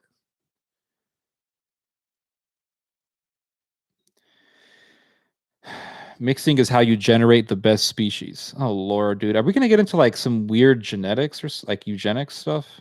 My belief is almond wood nationalism. It is the superior firewood. Okay. Grays are in a very profession preying on boys. Okay. Big difference between patriotism and nationalism. Yep. Are you talking about alien? Hello, Swomi. Take out the R. To me, Russian is cringe. You're Polish, so you have a bias. That's understandable. Pierogi. Yep. I know. I don't want to confuse the two. Borscht in Romanian is Boris. Do Romanians have their own version of borscht? I'd be interested to know the differences. When I listen to Russian, it sounds like a drunken version of Serbo-Croatian. Well, I mean, I think all those like all European languages, with the exception of Finnish and maybe Maltese, they all are linked to Indo-European. I hate borscht. My friend, you probably haven't had a good borscht. Okay, I'm gonna tell you guys something. In the winter of last year, I made the best damn borscht I ever made. I wish I had done a video on how I did it, but I did things differently. So I'm going to give you all the recipe. Okay. Write this down. This is how I made my borscht. You can criticize me all you want, but this was just absolutely delicious. I'm going to give you all the recipe right now. Okay. Here it goes. This is what I did. First, I made my broth. I made the broth by taking rib bones that I had in the freezer and boiling the rib bones in water with one whole onion and lots of parsley. And I put a carrot in there as well. And I boiled it for about 2 hours, 2 hours and a half on a low heat. Bring it to a boil, then lower the heat and cover it so that the moisture doesn't get out, and just let it sit there on a low heat. And then when the broth was done, I put the broth through a mesh, through like I filtered it out using a mesh, and then that way you got rid of all that crummy stuff in the broth. And I ended up with this like nice beef stock, this nice colored beef stock with no crumb or anything like that, no residue from the bones or the vegetables or anything like that. So then I take that broth, I put it back into the pot. I cleaned up the pot first because you don't want any residue in it. You want a nice consistent broth. Put that broth back into the pot, and then I took stew beef, like those chunks of beef that you get at the grocery store for stews, and I put that into the pot, and I let it boil on a low heat for 2 hours or until the beef is very tender. So this broth is now being boiled again with another meat. So it's going to make that stock extra rich. But I didn't add any more vegetables to it or anything like that. Oh yes, to the stock I added maybe 1 head of garlic. I don't think I added any garlic to that. So just onion, carrot, and parsley. That's all I added. So now the beef is tender. Those pieces of nice tender beef, those pieces of beef, that stew beef is nice and tender and delicious. Now in a frying pan, now let's get to the vegetables. So I only wanted to use vegetables from my garden, except for potatoes. I don't grow potatoes because it's not really worth it unless you have a lot of space. So I took beets and I took turnips. Yes, and I also took some Japanese radishes, which are very good. And I did take a carrot, but the carrot was grocery store bought because I don't really grow carrots, although I should. So I took a couple of carrots, shred those carrots. You want to shred them on a cheese grater. You want the vegetables to have a shreddy texture to them. Okay. So I shred the carrot, shred the beet, shred the turnip, shred the radish, shred all that stuff. Shred all your vegetables except for the potatoes. I don't shred those because then you end up with like a shreddy potato. It doesn't come out good. Now I take a frying pan, put on high heat. I added olive oil to it. And then to the frying pan, I added onion, and then I added the shredded carrot. I cooked the onion and the shredded carrot down for a good 10 minutes, stirring. You don't want to burn anything. As that onion and carrot is frying on the olive oil, I take a ladle and I ladle in some of the stock and put it in the frying pan. Now, this is essential. The Russians have a term for this. I forgot what it's called. And the Ukrainians have a term for it, but I forgot what it's called. But I did not do this in my past borschts. I saw it done on YouTube, but I didn't understand the purpose. And what I ended up with was a new dimension of flavor in the recipe. So you just put one ladle. Don't add a lot of stock. You don't want to boil those vegetables. Just not even a full ladle, like less than half of a ladle. Boom. That broth, because it's very, very substantial, it's going to cook down very fast. And the liquid is going to evaporate. And that broth flavor is now going to fuse itself with the carrots and the onion. And I mix it. And I do that for about, 10 minutes, 15 minutes. Then I add the shredded radish. Now, you don't have to follow this order. You could do it in any order you want. I'm just telling you how I did it. Add that shredded radish. Cook it down. Now, when you let me just add something before. When you're cooking the onion and the carrot, another thing that I did was I added you know those little cans of tomato paste? Get 1 can. Put the entire little can of tomato paste in the frying pan with the carrot and the onion. Let that, and don't add any broth. Just let that tomato paste cook down for a couple of minutes, because the problem with tomato paste that's not fried on the oil is that it's too tomatoey. And if you just add tomato paste directly to the soup, you're practically putting ketchup in the soup. It's disgusting. So you want to fry down that tomato paste to get rid of that tomatoey ketchupy taste. You don't want that crap. So once that cooks down, then add some of that broth, mix it, let it reduce. Then add the shredded radish. Cook it down. Don't forget to put some ladles of stock into it. Let it reduce. Add the shredded beef. Cook it down. The shredded beets. The beets. Cook it down. Add some of that stock. Play with it. You don't have to be mechanical about it. Stir it. Listen to some music. Mix it up. Break it down. Add a little bit more stock. Boom, boom, boom. Mix it up. And then if you really want to add another depth of flavor, put like a tablespoon or two of smoked paprika. Now, I don't think the Russians do this, but I know the Hungarians like to put smoked paprika in their soups. And let me tell you, it is bomb. It's fire. Add some of that smoked paprika. Cook it down with the vegetables. Mix it up. That tomato paste with the root vegetables, the shredded turnip, the shredded radish, the beet, that tomato paste, the smoked paprika, the oil, the broth, all coming together. Oh, that is going to add fusion. That's going to add so much depth in the flavor of the soup and in the end result of the soup. Once that has all cooked down, what's in that frying pan, that is magic. That is what is going to give you the full depth of flavor for your soup. It's what's going to give your soup a very distinct flavor. Put that into the pot. Put it all into the pot. The color of that stock is going to be as red as blood. It's going to be a crimson red from those beets. Let that cook down for another 20. Now let the soup cook for another 20 minutes, 30 minutes, low heat. You don't want it all evaporating out. And then taste it. You need a little salt, add a little salt to it. When you've tasted it and it's to your satisfaction, now you want to do something to add another depth of flavor. And what that something is going to be is herbs. I take parsley and I take dill and I chop it up real nice and fine.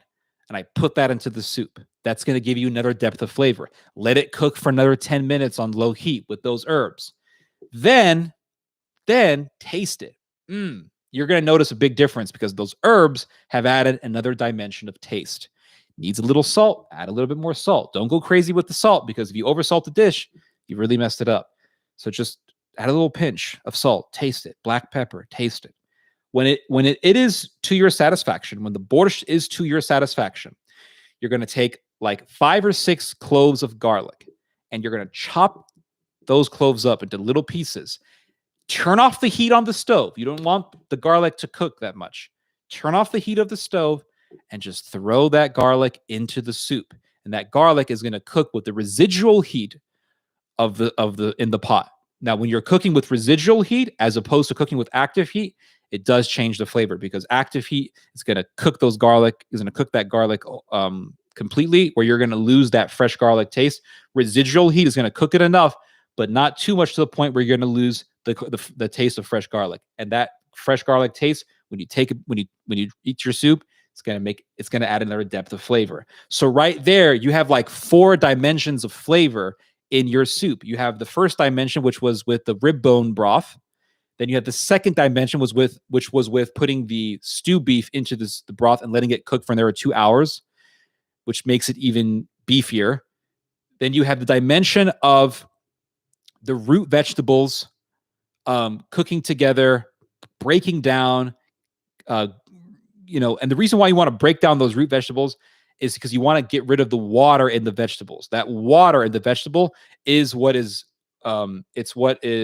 overwatering the flavor. It's watering down the flavor. So you want to take that water out of the root vegetables, and you just want to taste the essence of the root crop. You want to taste the essence of the turnip, the essence of the beet, the sweetness of the beet. So by cooking those root vegetables down long enough, 15, 20 minutes, be patient with it on a low-high heat, and just taking that water out, you're going to get the sugars and the essence of the flavors of those root vegetables.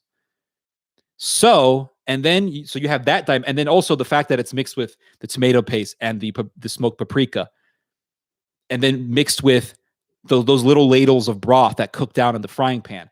That what's in that frying pan, that is right there a dimension of flavor, a distinct flavor. The onion, don't forget the onion, and the carrot, which is very sweet. The beet, which is extremely sweet. Put that into the soup. When you taste the borscht, you should taste a little bit of sweetness. People are going to say, "Oh, did you put sugar in this?" No, it's just sugar from the beets. It's all natural.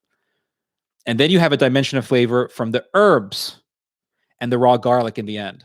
So you have about 4 or 5 dimensions of flavor right there in this soup.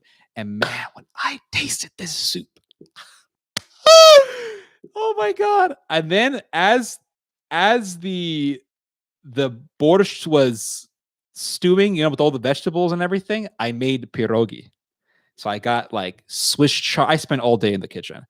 I got Swiss chard, cooked down the Swiss chard, and then I shredded the beets, and I cooked the beet down with the Swiss chard and onion, and I took the pierogi, the dough, and I put chard, shredded beet, and goat cheese all mixed in the pierogi. Fold them together, boiled them, then sauteed them in a little bit of butter and olive oil. I think it was just butter, just to give them that just to give them that pan fried crispy surface. So I was eating this borscht with a side of the pierogi, and my God, it was heaven. It was heaven.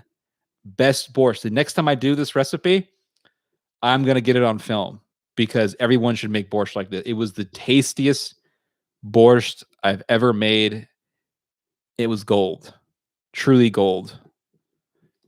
Now I'll read your guys' comments.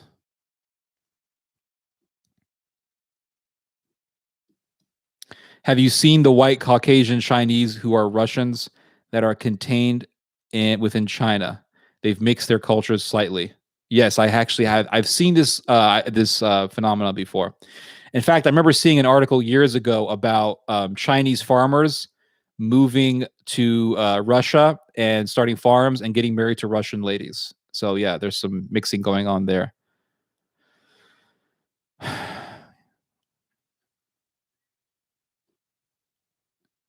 I'm from the UK and I see America the bullies of the world.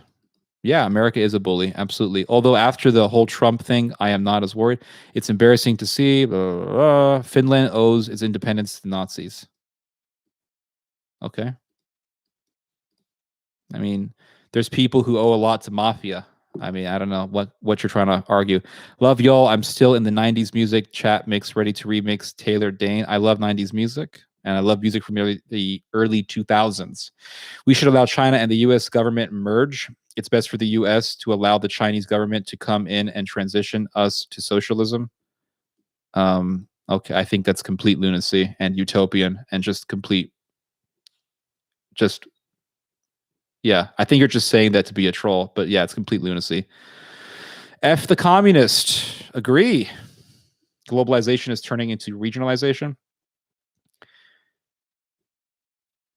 If patriotism is pride and support for the good your country does, and if nationalism is pride and support for whatever your country does, will nationalism become the new globalism or replace it? Nationalism can definitely escalate into globalization. Just look at the Third Reich. They were like, yeah, we're Germans. Germany's awesome. And they're conquering other countries. So there's no limit to nationalism. Everyone can say, well, I'm a nationalist and I don't believe in conquering other countries because that would mean imperialism. But who's to say that nationalism can escalate into imperialism? Finns have a lot of blowback on that, though, too. Lots of tears. Sure. My uncle said once a Soviet soldier jumped next to him and he took his helmet and bashed the F out of him. Okay. Did Bush do 9/11? No, you give Bush way too much credit. Enemy of your enemy is not new to history. I believe in the whole one world order thing. Okay. Definitely hard to write an article to write while you have a broken foot. Have you ever seen the movie The Bone Collector? It's with Denzel Washington. It's one of my favorite films. Denzel Washington solves an entire crime while living as a crippled on a hospital bed. It's an awesome movie. And I was very much so inspired by that film while writing my article. What are a few of the best new games out there? My tastes are games like the Zelda Heroes, Resident Evil. My favorite video games go like this: Resident Evil, Far Cry, and Gears of War. Oh, Red Dead Redemption is excellent. I loved Far Cry 5. I loved Far Cry New Dawn. Great games. I have enjoyed the Metro series. Metro Exodus is my favorite of the series. It was a great story. I love the post apocalyptic Russian feel. Very original, very unique. Great game. We should be all one nation. Remove poverty. That sounds like retardation. Have you played Skyrim? No, I have not. Sad, but think we have gone past the point of return. Conspiracy theory is in the lottery of Urban Dictionary. Okay. Money is fake. Giving it out to the world is in a manageable way. Then the world will be okay. Money is fake. Everything is fake. Praise Stalin. Is that your conclusion or what? Okay, now I'm listening. You need evil. Animals must have struggle to find purpose. I love the. I mean, I don't know if we need. I don't think we need evil. I mean, if a woman gets raped or if a child gets molested, I don't think we need that. I don't know what your point is with that. I love the Utopia rat experiment. Humans, okay. You will always go down in history. Roaster now. Listen, money is illusion, and even Einstein said time. Sure, it's an illusion. I don't know. It's a system that we use. It's an illusion. I mean, I don't know if it's an illusion. It's based off of something. But I don't know what you would replace money with. Bartering, perhaps? We like eggs would become a currency or what? The foot, the knee, the rooster. Oh, yes. The rooster injured my. Yes, I was injured by a rooster, which I never thought was possible until this year. And then I have to remember that a rooster is a giant jungle fowl bird of prey from Southeast Asia. So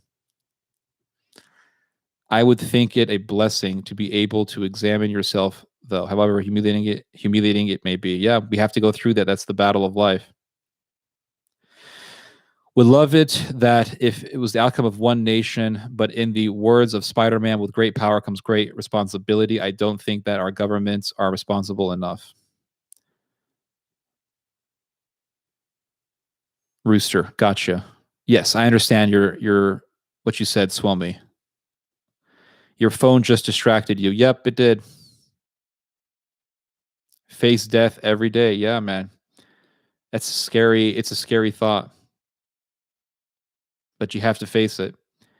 It's kind of like, when you were a kid and you visited you visited your cousin and you were hanging out with your cousin for a week, and the first day was so much fun, the second day was so much fun, the third day, it's like in the third day you realize, well, I'm going to be leaving on Saturday, and man, and then it kind of kills the joy out of being there. That's kind of like what life is. Like, oh, you're having so much fun and you're having fun and you're doing this and doing that. And then you're like, wait, this is all going to end. Damn. I better not take it for granted. Full theology speech. I do that, man. That's why I do now.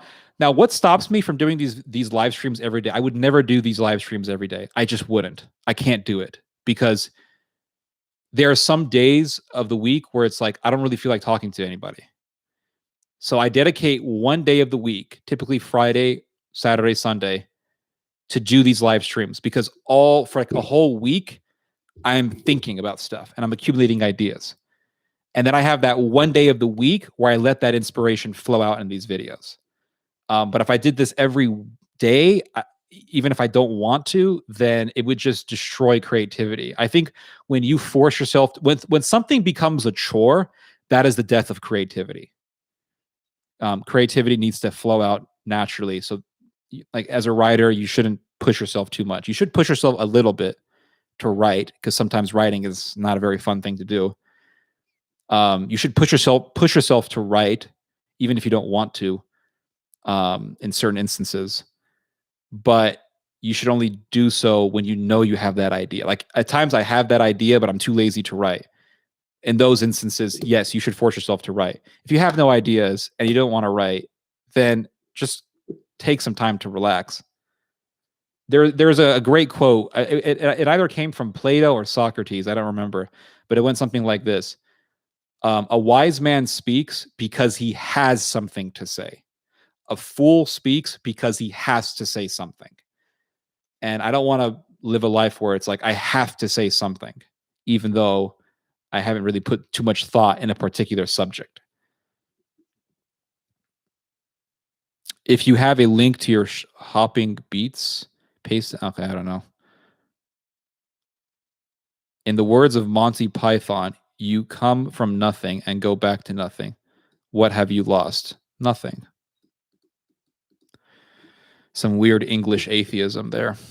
I can recommend to read Fathers of the Desert. Yep, absolutely. God have mercy. Absolutely. Desert Fathers are great. Absolutely. Evagrios Ponticus. I'm pretty sure I've read some of Evagrius, but it's been a long time. You may know someone's raised with a DNA test, but to know their ethnicity, you need to see how they talk, eat. Okay, I get what you're saying now. Yeah, ethnic. Yeah, it comes with a culture. In other words, just an Arabic salad is complicated. Middle Eastern food is the most complicated cuisine ever. There's no. I'm telling you, I've studied all these different cuisines. There is no cuisine more complicated than Middle Eastern cuisine. Just taking like the national dish of the West Bank. It's a chicken something. I don't remember what it was, but it's like it takes 2 days to make this dish. Last year, I had an influx of eggplants in my garden. I was like, what am I going to do with all these eggplants? It was near the end of the season, so the eggplants didn't have enough time to grow large because the cold was coming. So each eggplant was like this big. What am I going to do with all these baby eggplants? I honestly was planning on just like composting them. And my dad was like, we should pickle them. I didn't think about that. Let's pickle them. So we did a Palestinian style pickling for baby eggplants. And baby eggplants are great because when an eggplant is too large, it has a chemical in it. I think it's called thiamine. But if you eat it, even if you could cook it for like 4 hours, if you eat it, if you eat an overripe eggplant, doesn't matter if you've barbecued it for 5 hours. If you eat it, it's going to leave a weird stinging, tingling feeling sensation in your tongue. It's poison is what it is. Now, if you eat an underripe eggplant, it's going to taste delicious. You could cook it for 30 minutes or so, an hour, whatever, depending on the method of cooking that you utilize. It's going to taste great. Now, if you take a baby eggplant, that's even better because there's absolutely no toxin in that whatsoever. You could practically eat it raw. Well, I wouldn't recommend that though, because it may not be good for you.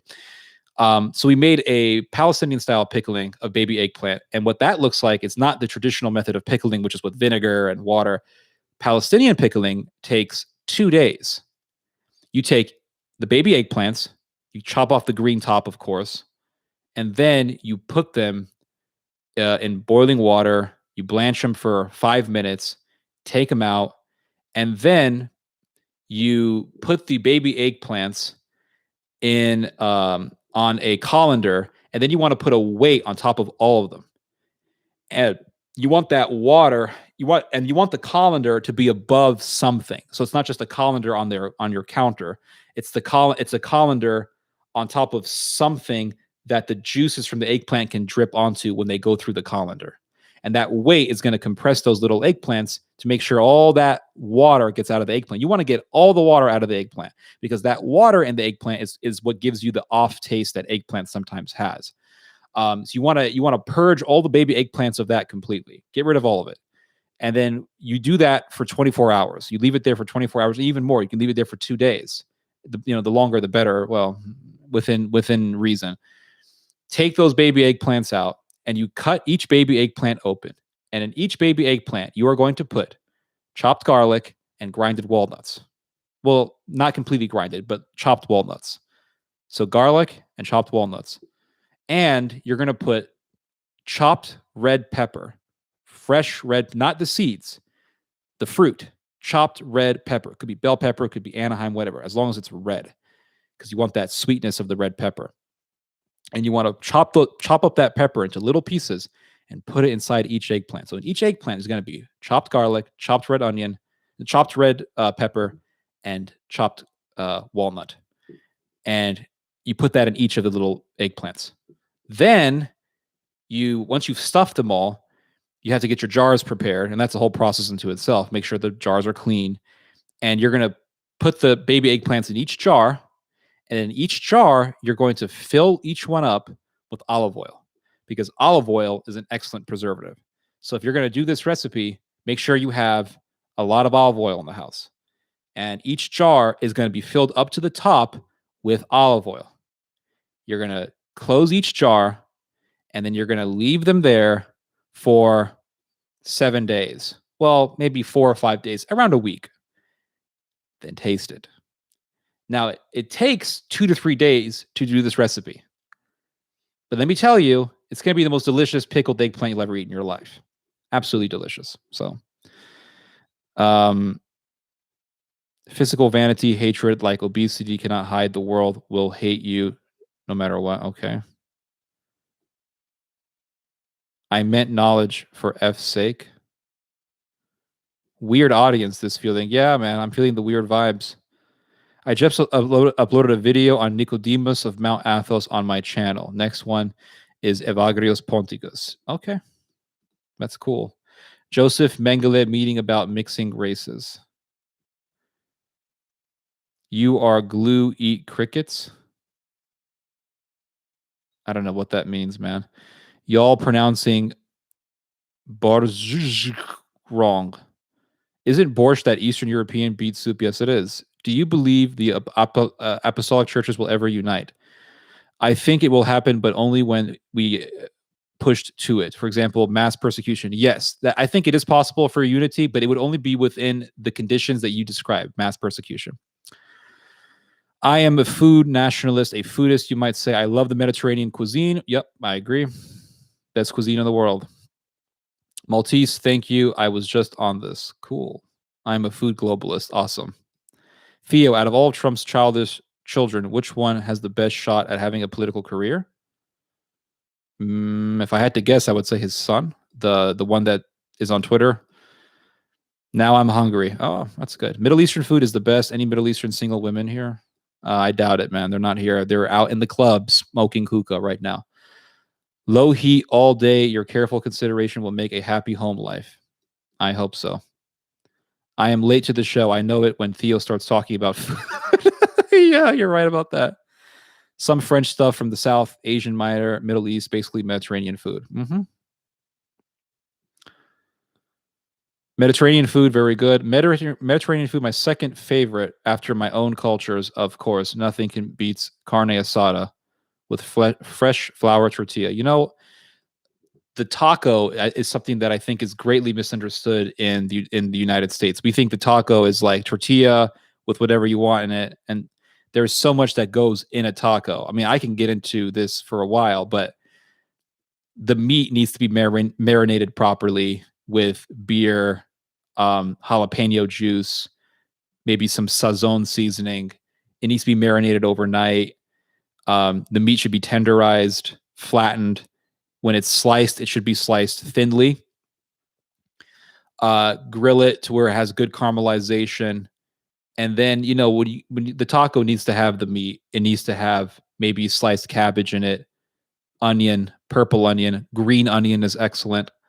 And sour cream, green salsa, maybe some chilies to make it really spicy, which is what I like. And then some queso fresco, sour cream, and if you're really feeling on the wild side, some avocado or guacamole. Now, if you want to add another depth of flavor, just a little depth of flavor, which is going to make a good distinct taste to your taco, good and a good texture as well, add some sliced radish on top of a taco. You will not regret it. Not Japanese radish. You want to get those little red radishes that you see at the grocery store. Just slice those radishes thinly and put them on top of your taco. And the spiciness and crispiness of that raw radish, I'm growing radishes right now just for that reason alone.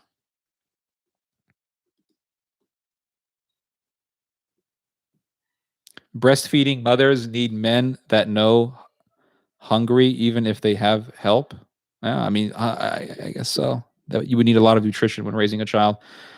Ave, Theo, and all others. Thank you, Robbie. As long as Ted archived the stream, I can always replay this part.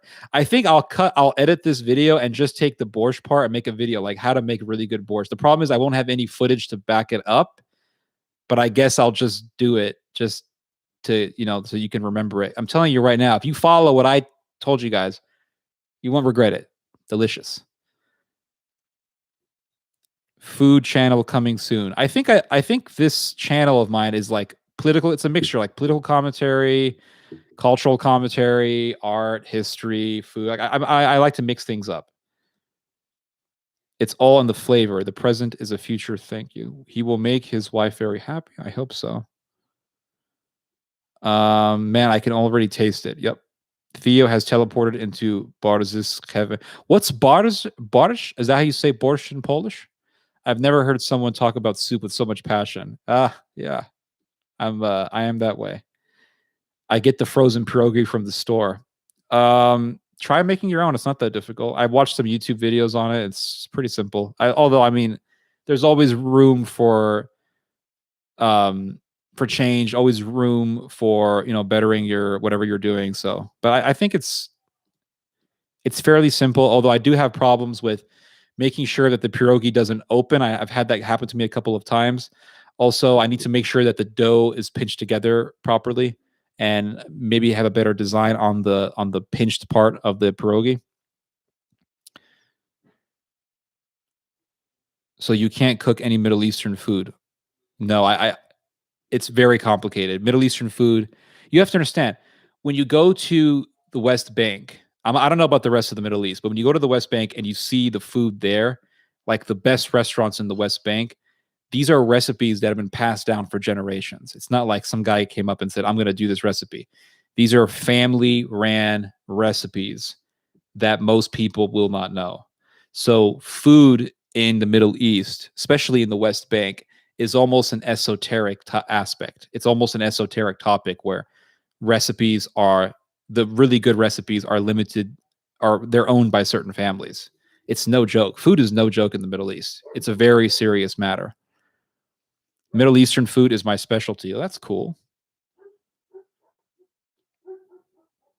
Redo the borscht.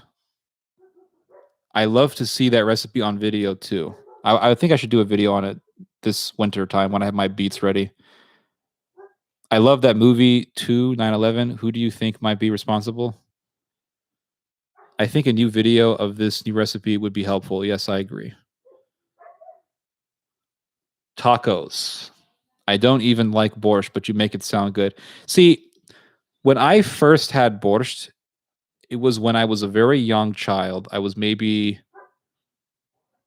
11 years old, maybe 10.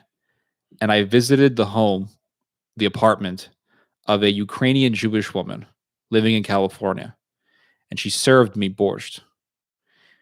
Now, it tasted disgusting. But it was a green borscht, which means it was made with sorrel leaves, not beets. And there was no meat in it. It was made in a meat stock, but there was no pieces of meat in it. And she had it with boiled eggs on the side. And to me, it was bland and disgusting. But she probably didn't do it right. And then I actually began to study when I began to grow beets at a very large scale. I began to look up recipes on how to cook with beets, what recipes to do. And of course, I have borscht. So I've pickled the majority of my beets. I have lots of jars of beets, and I'm probably going to be making a borscht soup with the pickled beets.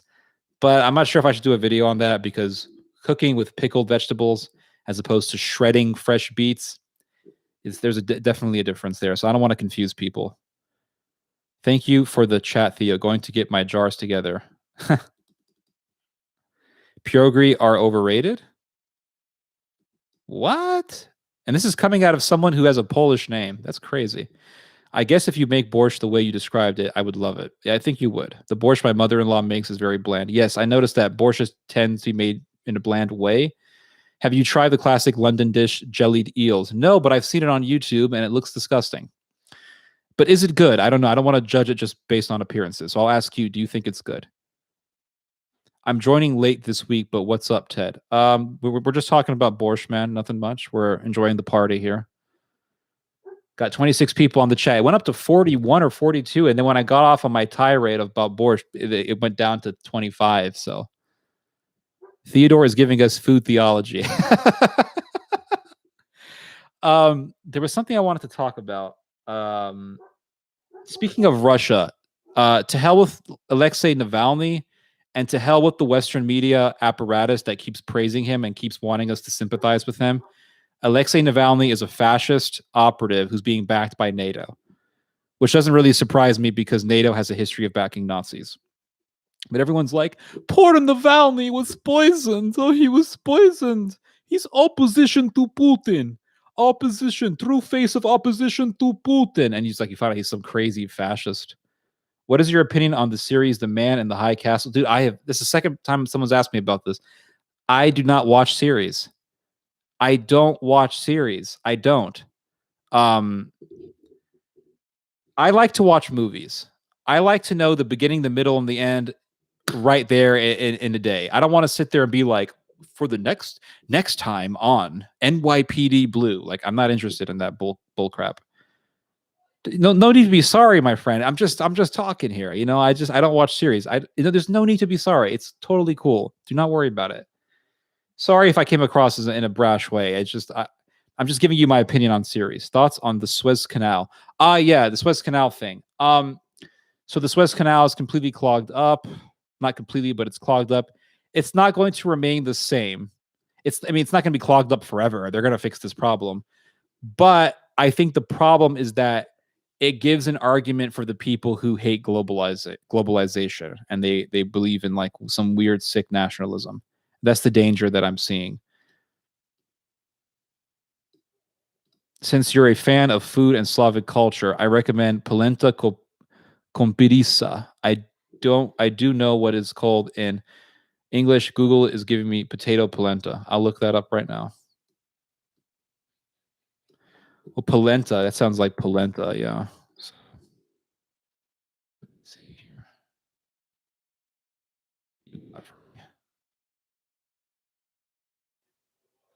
Oh, it looks like a polenta, like a mashed polenta with sausage or something. It looks tasty. I need to buy some polenta. I don't have any. I need to get some. I heard it's really good.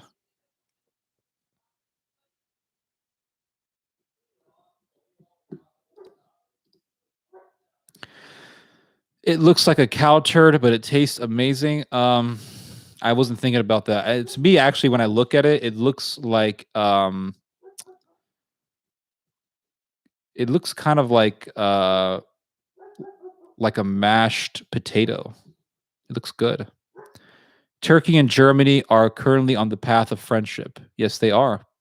They've been on the path of friendship for what, 2 centuries, almost 2 centuries. So, yeah. Hello, it's Italian. What's Italian? Polenta. Oh, polenta is Italian? I know Italians love polenta. Polenti. Are cast iron pans worth it? Yes. Cast iron pans are very good if you want to cook steak. Like, I always cook a steak on a cast iron. You want to like grill vegetables, or like oven grill vegetables and things like that. It's good.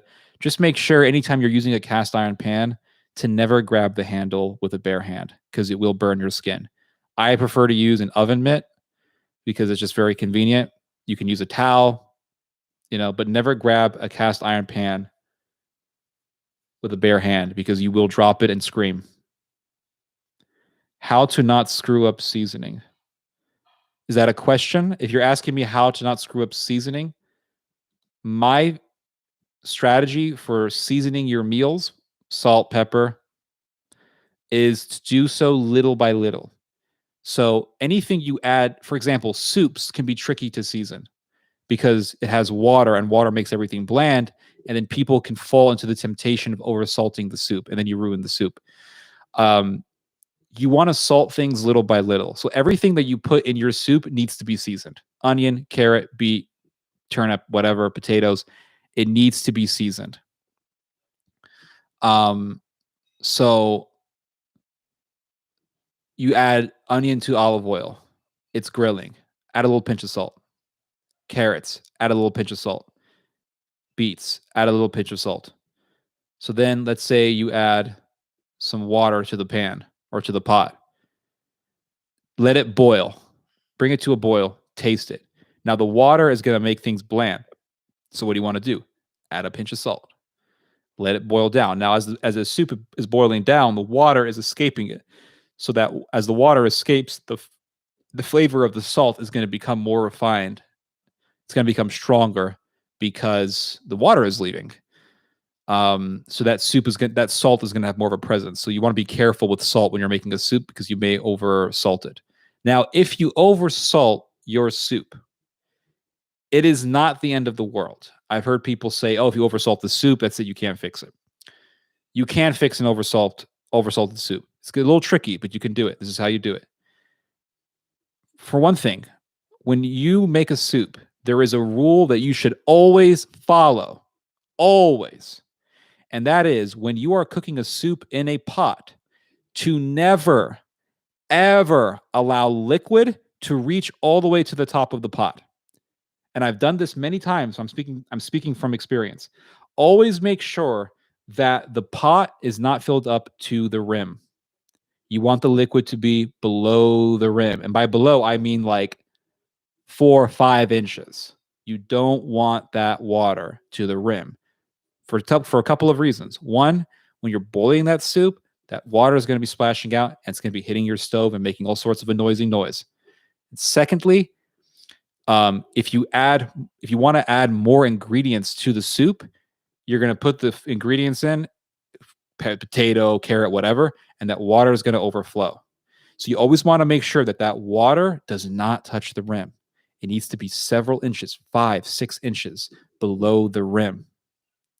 So that way you can add extra ingredients. Now, with that said, assuming that the water is not touching the rim, if you oversalt your soup, this is what you do. You add some more ingredients. So you add a bunch of parsley. You add some cabbage. You add some kale. You add these things so that the salt has something to season. The reason why a soup is too salty is because there is not enough ingredients for that salt to season. So you need to give the extra salt a purpose in life. And by doing that, you then balance everything out. One time I remember I oversalted my soup and I didn't freak out because the water wasn't touching the rim. The soup was not overflowing. It was pretty low beneath the rim. So we were fine. And all I did was I took not a ton, but I took a good bundle of leafy greens, some parsley and dill, and I threw it in the soup. Tasted it. I mean, bring it to a boil, let it settle. Don't add any extra salt. Tasted it. Perfect. Why? Because now they are ingredients that have been seasoned. That's how you fix an oversalted soup. Don't listen to these chefs when they say, "Oh, if you oversalted your dish, that's it. It's the end of the world. Dump it." No, you can fix it.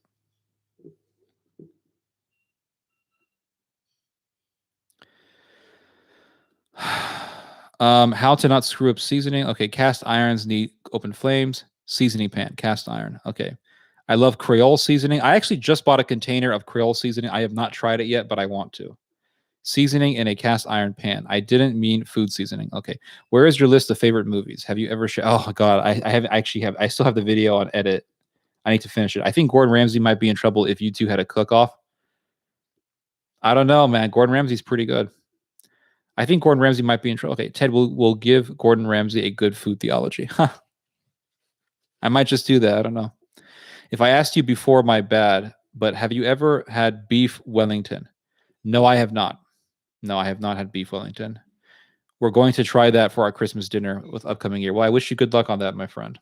It does not look like an easy dish to do because you got the dough and the meat. Yeah. I made soup once considering I was trying to make a stew. I don't consider it a success.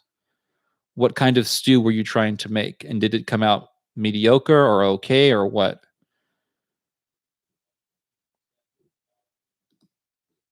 Yeah. Anyway,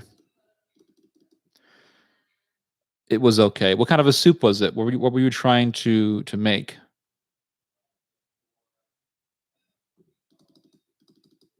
What was the chicken and peas? Okay. Yeah, it's going to be a challenge, but I'm sure you'll succeed in it. Chicken and peas. Okay. I mean, chicken and peas soup. Where are you from? I think you told me you were from Croatia. What's a good Croatian dish to try to make? I've never made Balkan food. Balkan food is actually very close to Middle Eastern cuisine. Outside of the Middle East, I would say the cuisine that's closest to Middle Eastern food is Balkan food.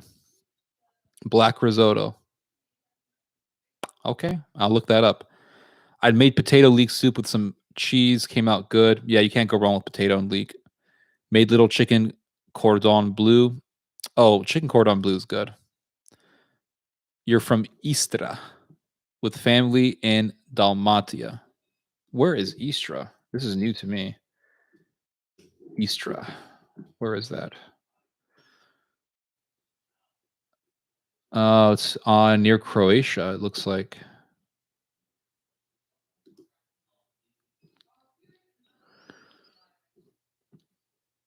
It is shared by 3 countries, Croatia, Slovenia, and Italy. Fascinating.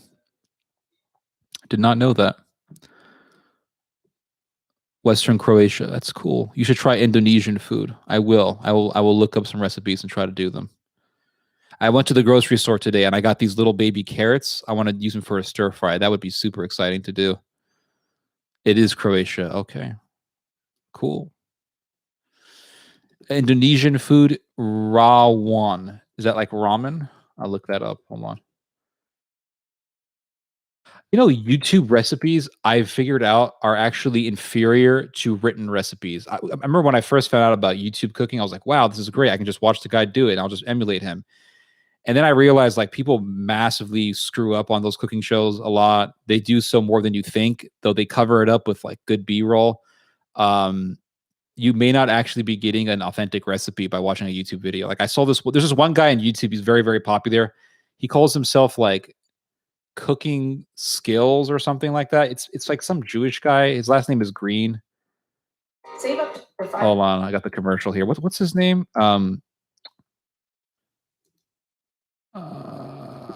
He has a very popular video. Pro Home Cooks.